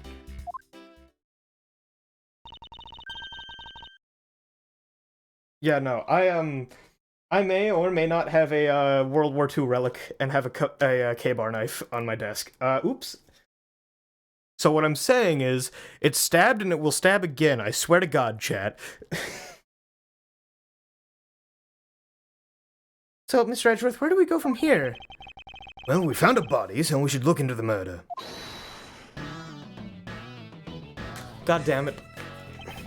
My men brought me to speed over the radio. And I have to say, you really should have called.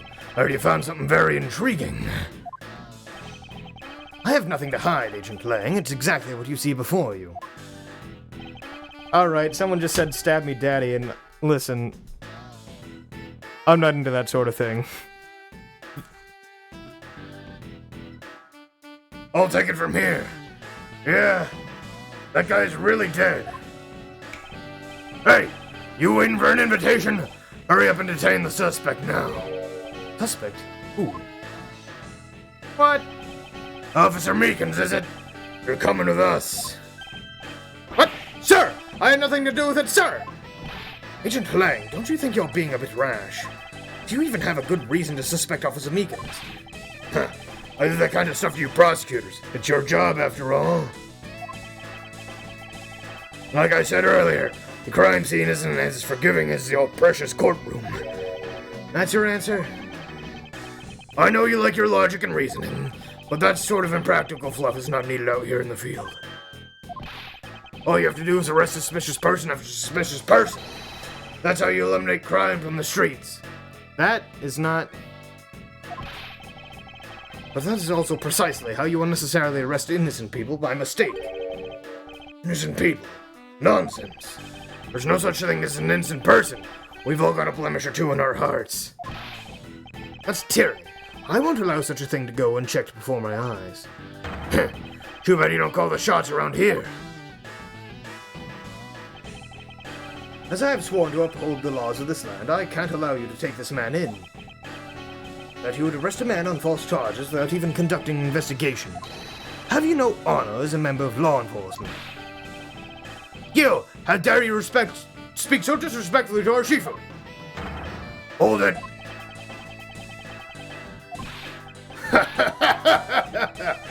You amuse me, Mr. Prosecutor. Long as he says, every pack has its own rules. You can play by their rules and come out on top, that is a true victory. Alright, I'll give you your beloved laws a fair shake. I'll show you just how much investigating I've done.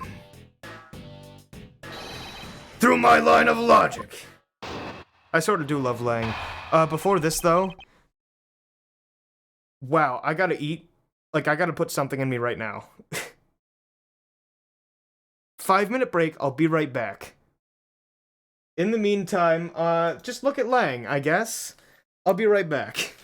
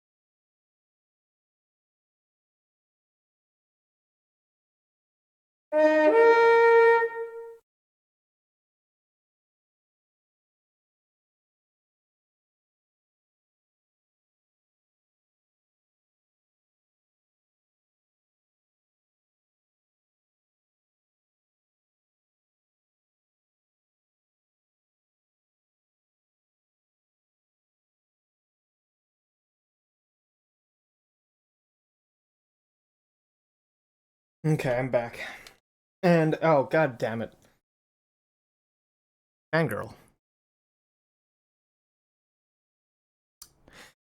Why? I appreciate it. I appreciate it a lot, thank you.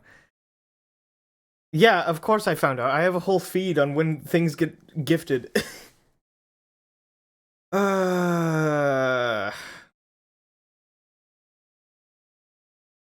Thank you, I appreciate it. Okay. God damn. Oh no, we're doing this again. God damn it. Guys. So anyway, that just put me past 200 subscribers. God damn it. God damn it, guys. Sam! Oh my god. Guys, you realize it's like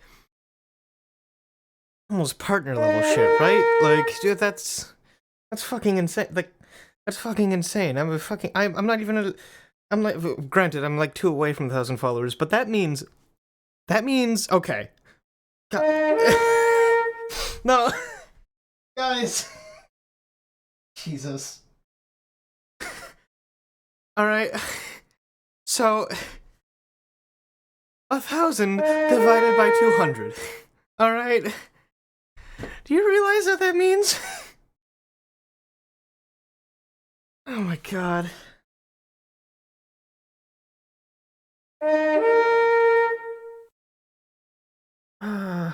That's an insane ratio. That's not a normal ratio, right? That's a that's a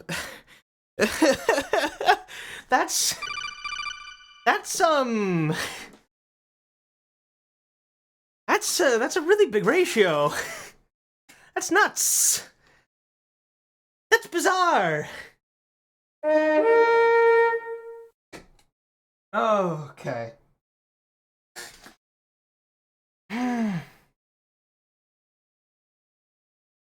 There's no economy class, only first? Yeah, I guess so. Alright. Shit. Thank you, I really do appreciate it. I already was...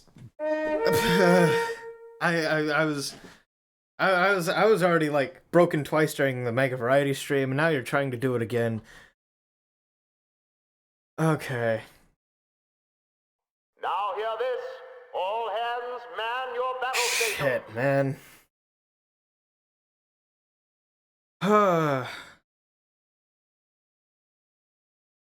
Really, thank you guys. I appreciate it.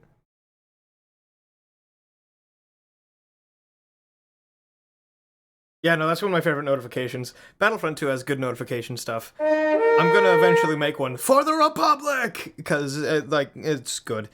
And I just like the clone shout. I like all the shouts. I like the shouts in Battlefront. It's good.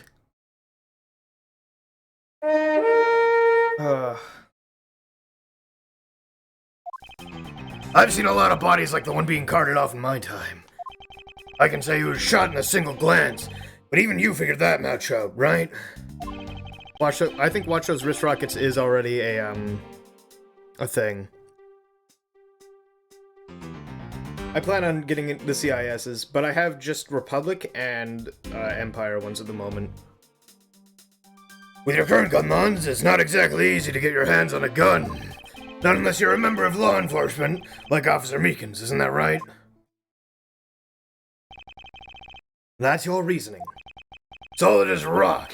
It's based on the philosophy of detainment. I like his theme, by the way. His theme's good.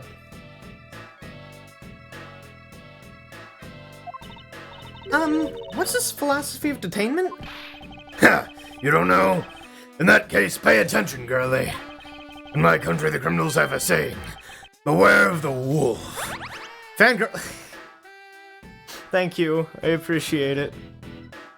But goddammit, spend some money on yourself.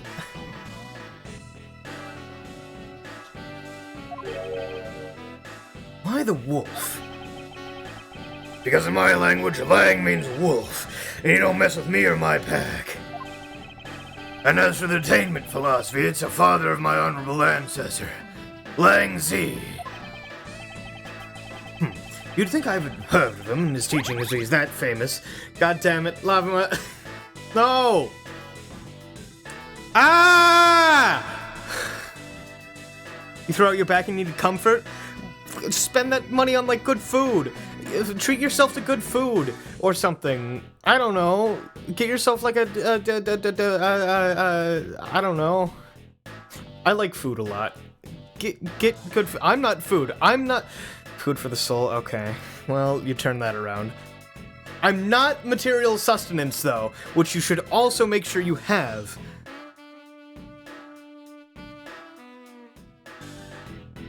Yes, I forget to eat, but it's because I get involved in things. Oops.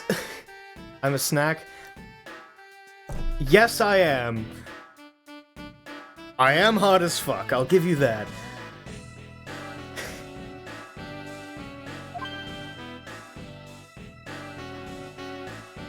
Who's this lady? Oh, we got a scroll. Langsy developed as he worked out to lock criminals away thousands of years ago. God damn it. Lava Oh my god. To this day, Zhang Fa Police still trains and recruits using his philosophies. Jetman, I am affiliate. I'm affiliate. Listen, I'm very much affiliate. We're good there. I'm not partner yet, though. Yeah, there it is. Jetman for partner. Well, maybe. There's. Listen, I won't fight it if I get to partner for 2021. But honestly, the fact that you're supporting me at all, it means it means the goddamn world, right? Like, I'm just some weirdo on the internet, and you guys just sort of. Yeah! Woo! Yeah! Yeah, give him money! I give him money! You know what I have to do? I just sort of have to be like, alright, sure, thanks. Because I was dumb and signed up for the affiliate program. But thousands of years ago, that makes your story about as believable as a fairy tale. Anything wears down and breaks over time. Do you really believe something as ancient as that can be applied to today's world? You want to put it to a test?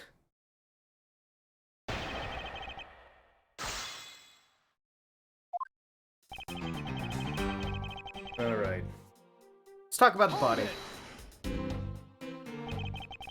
So what can you tell me about the body?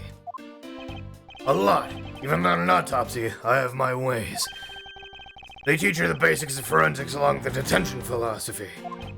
Oh, then you wouldn't mind telling me a little of what you figured out, correct?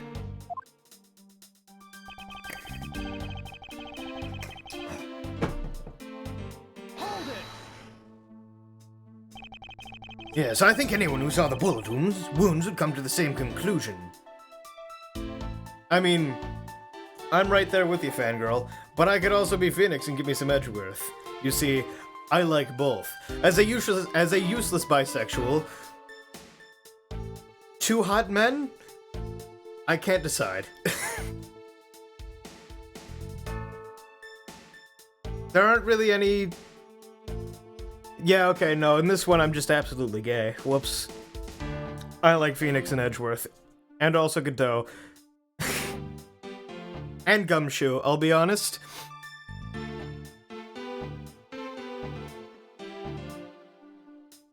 Much more of a Phoenix than Edgeworth. That's fair. I like Edgeworth. But I also love Gumshoe. Gumshoe's great. Yes, I think anyone who saw the bullet wounds would come to the same conclusion. Don't pat yourself on the back yet. What's that supposed to mean? Hold on, you thought this was about Ace Attorneys? Longji says, search where the water is deepest. You have to keep your eyes on the big fish that lurks in the depths. It's the killer. Is that right? And what would you know about the killer?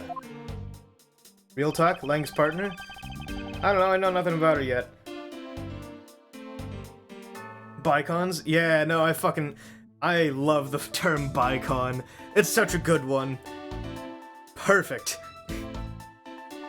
Hold it! It is in my everyday vocabulary for a reason.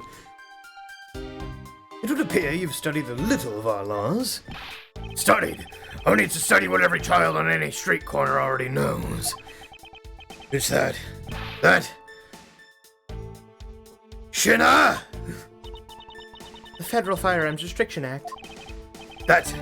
The Federal Firearms Restriction Act. I hear it's not easy to get a gun these days. Interesting. That woman is the one in charge of keeping track of the information. The design is wicked. That's fair. Alright. Hold it! If that's the case, there are plenty of other officers who might be potential suspects. You're not seriously going to arrest each and every one of them, are you? As if I would need to. I've already looked into everyone else here. Oh. Other than Officer Meekins, I know no one else's weapon has been fired. How did you check every single person's weapon in such a short span of time? That's because each and every one of my subordinates is extremely capable. It didn't take more than a few minutes to conduct the entire investigation. The power of sheer numbers. But you have yet to check Officer Meekins' weapon, correct? Thanks for reminding me. Hey you, show me your gun. Oh! What's wrong? Why does he look so sickly pale all of a sudden? Gun! What did you say? I can't hear you. Stop mumbling, spit it all already. Sir! Sir? I lost my gun, sir! How could you be so irresponsible? In the end, it looks like you're still the only suspect we got. You're the one who waited here outside the garage to ambush and kill the victim. So you think that Officer Meekins waited here to kill the victim, did you, Lang? I think this little accusation deserves a lot more scrutiny. Yeah, he lost it pretty on character. Hold it! You mean to tell me that the murder occurred here, in this garage? From the fact that the suspect was found almost next to where the body was found, I'd say it's pretty obvious that this is the crime scene. Longzi says, a criminal always returns to the scene of the crime. Hey, finally a quote even I've heard of before. Furthermore, Longji says...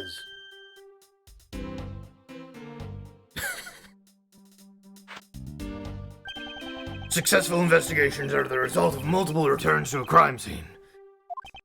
Looks like neither detectives nor criminals have changed their ways over the millenniums. So this is the kind of conclusion the philosophy of detainment can lead you to. I don't get it, Mr. Edgeworth. Why are you putting yourself on the line for Mr. Meekins? Not that I particularly care about what happens to Officer Meekins. What? However, I can't simply stand by while Agent Lang ignores our country laws. Qilong Lang, just what sort of investigator are you?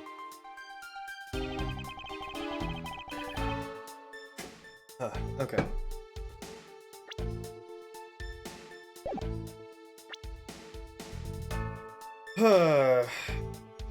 Whoops.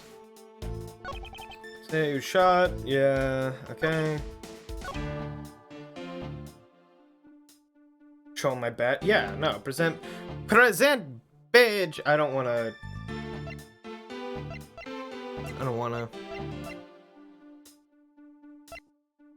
Yeah, but here's the thing, right?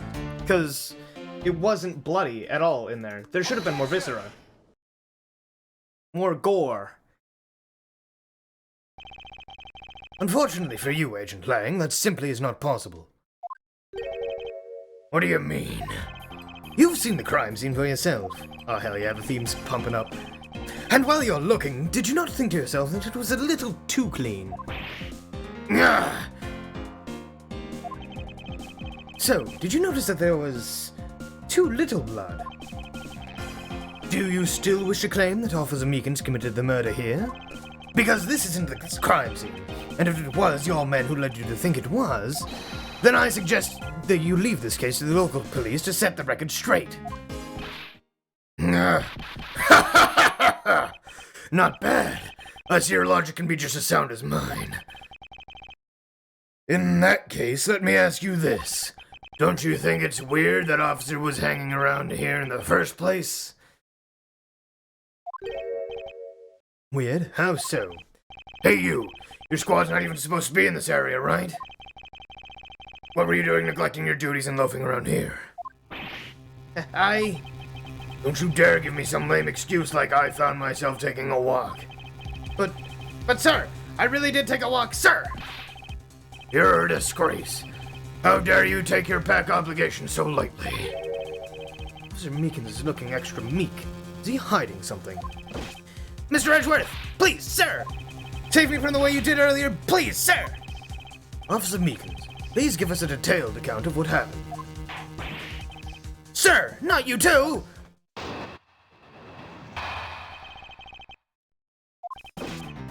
It's true, sir! I wasn't assigned to this area, sir! I was told to check every square inch of the main gate area, sir! I also went looking for the kidnappers while selling dreams in the Blue Badger Mobile, sir! But I got completely caught up in my role selling dreams to the children, sir! Before I knew it, I found myself here in this area, sir! What is this Blue Badger Mobile? It's a moving store on wheels that sells sweet dreams and merchandise, sir! So the Blue Badger Mobile is just a roaming souvenir shop? Sir, I swear I was chasing a kidnapper's tunnel as being a good dream merchant. He seems rather worked up, even more than his usual hyperactive self.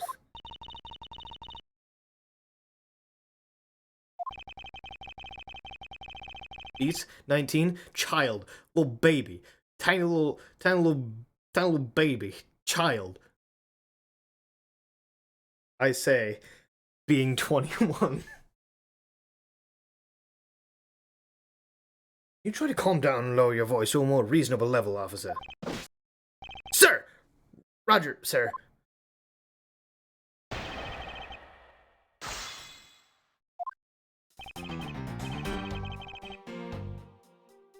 Okay. Hold it! No. Fangirl, give the money to yourself. Treat yourself. Your benefits appropriate or not? I'm not your dad. Yeah, I mean, I'm almost 22. I'm a few months away from 22. July 22nd. Soon. Soon I'll be a little less baby. But honestly, I'd rather stay young. I am nice and limber. I've started feeling some of the effects of getting old, and I'm not a fan, I must say. Alright then, where were you assigned to? I was assigned to the main gate, sir! You must mean the area with the bridge and the outrageous fountain. Okay, then why were you in the Wild Wild West area? It's because of a very deep reason, ma'am!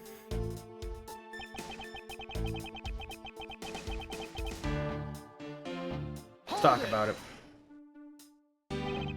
Describe for me how you conducted your investigation. Yes, sir! Well, first I made sure there are no suspicious-looking people in the area, sir!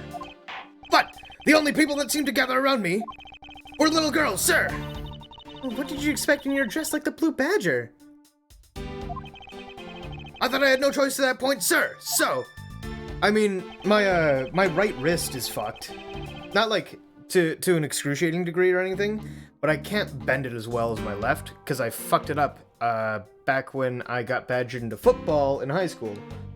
I fucked it up doing a burpee, and then I didn't go and see anyone about it, because I was like, oh, it's just a little swollen. Oops. It's not so bad, but I have to do push-ups on my knuckles. Otherwise, it really hurts. Hold it! What exactly do you mean by selling dreams? It's okay, I got out of football and got into water polo, which was way harder. But I liked it a lot more. And I also, instead of in football where I stayed about the same, in water polo, I definitely got a lot stronger. Water polo doesn't fuck around. My coach, she was great. She was also a total bitch. She made us do the P90X once for a warm-up. I hate her, but also she's great and I love her.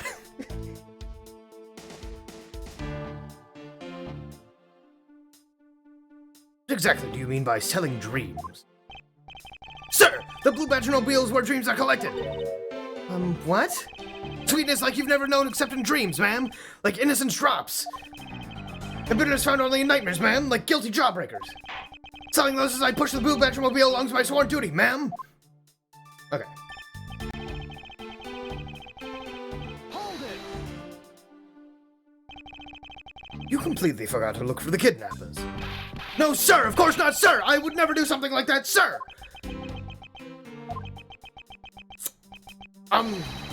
You're absolutely right. Wow, you're good at forcing people to confess at this forcing people to confess thing, Mr. Edgeworth. To be frank, I'm just a little man, sir. I'm better at telling kids a few small dreams than looking for a big crook, sir. Hey, you know what? There's something to that, though. Hold it. Enough wallowing in your own self-pity. Let's return to your testimony. Yes, sir! Hold it. How did you wind up all the way over here? I was in the middle of a sea of kids, sir. But one of the kids decided to challenge me to a fight, sir. I'd run away from the child's painful drop kicks, and before I knew it... Good old drop kick. I just had my fair share of those when I was a kid. I was always the best when you felt one really connect with your opponent. In any case, you wound up here for a reason completely unrelated to the investigation. Sir! That's right, sir! That's not something you should be admitting to with your head held high, officer. Sounds like he simply forgot about his real job and became the Blue Badger. However, there's one flaw in Officer Meekins' story. I have the feeling that he'll need some prodding before he'll spill the beans.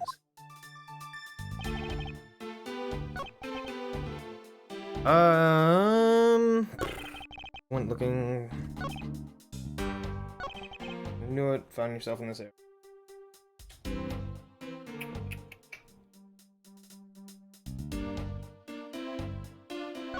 What kid dropped... Dude, kids don't know right from wrong. They're little assholes.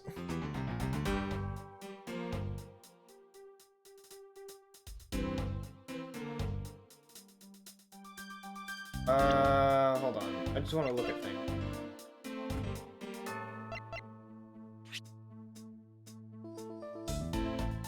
Wait, parked in the garage?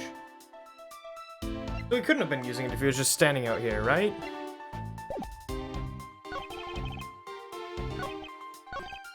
Hold on. Just going to the main gate. Area, sir. I was one looking for, well, the Blue Badger mobile. Okay, hold on. Because if it's in the garage, you can't be using it. Objection. Officer Meekins, I would appreciate it if you didn't tell such transparent lies. Sir! I'm lying, sir! Yes, you are. You were really out there selling dreams with a Blue Badger mobile until recently. Then what is it doing here inside the garage? Ah! Hey, actually, I just lost track, sir! Lost track of what? By the time I realized that the Blue Badger mobile was nowhere to be found, sir! Which would mean it was perhaps stolen? And that's when I came back to this area thinking maybe it was in the garage, sir! But that's when you found me, Mr. Edgeworth, sir! A likely story. Who do you think's gonna buy such a convenient tale as that? And what exactly is so convenient about his story? The car getting stolen? It's completely unbelievable, even for a cover story. But I think we can assume the car was used there all right to move the dead body. What? You killed the victim at some distant location, Officer Meekins, and then you used the Blue Badger mobile to transport it all the way here.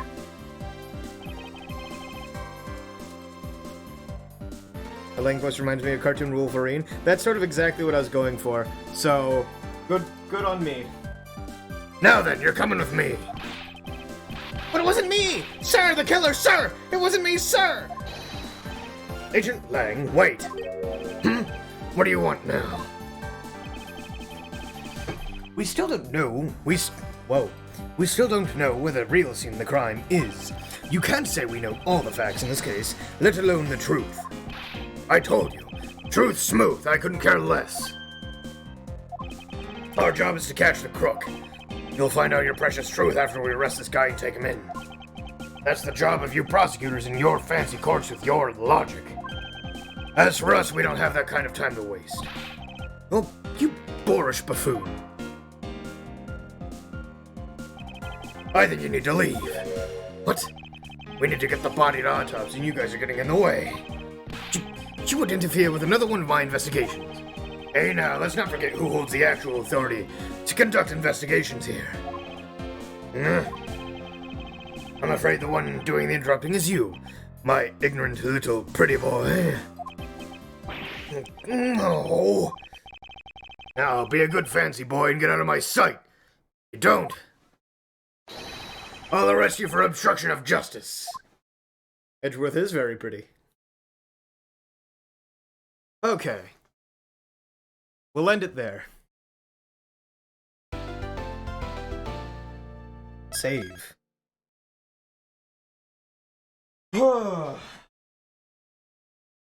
But, yeah, thank you, everyone. Having such a good time.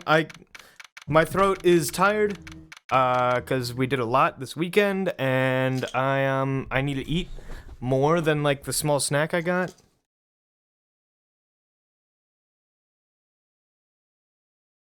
So, like, it'll be back next Monday.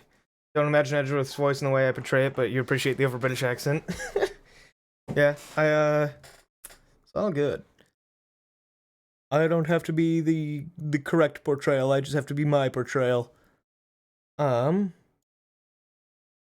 Use live. Who can I raid?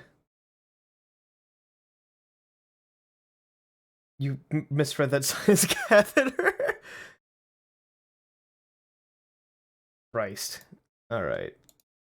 Okay, we got Sombrero, or we've got Gray, or we've got Heron. I see Sombrero. Sombrero, okay.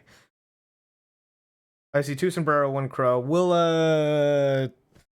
D2. 1 for Sombrero, 2 for Gray. For Gray. That's a 2. We'll raid Gray.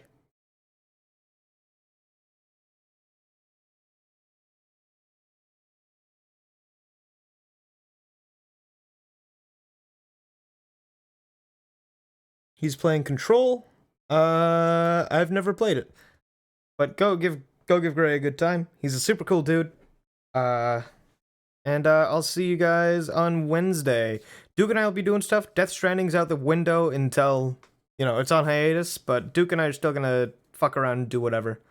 So, thank you guys for coming in. Thanks again for the support. I really appreciate it.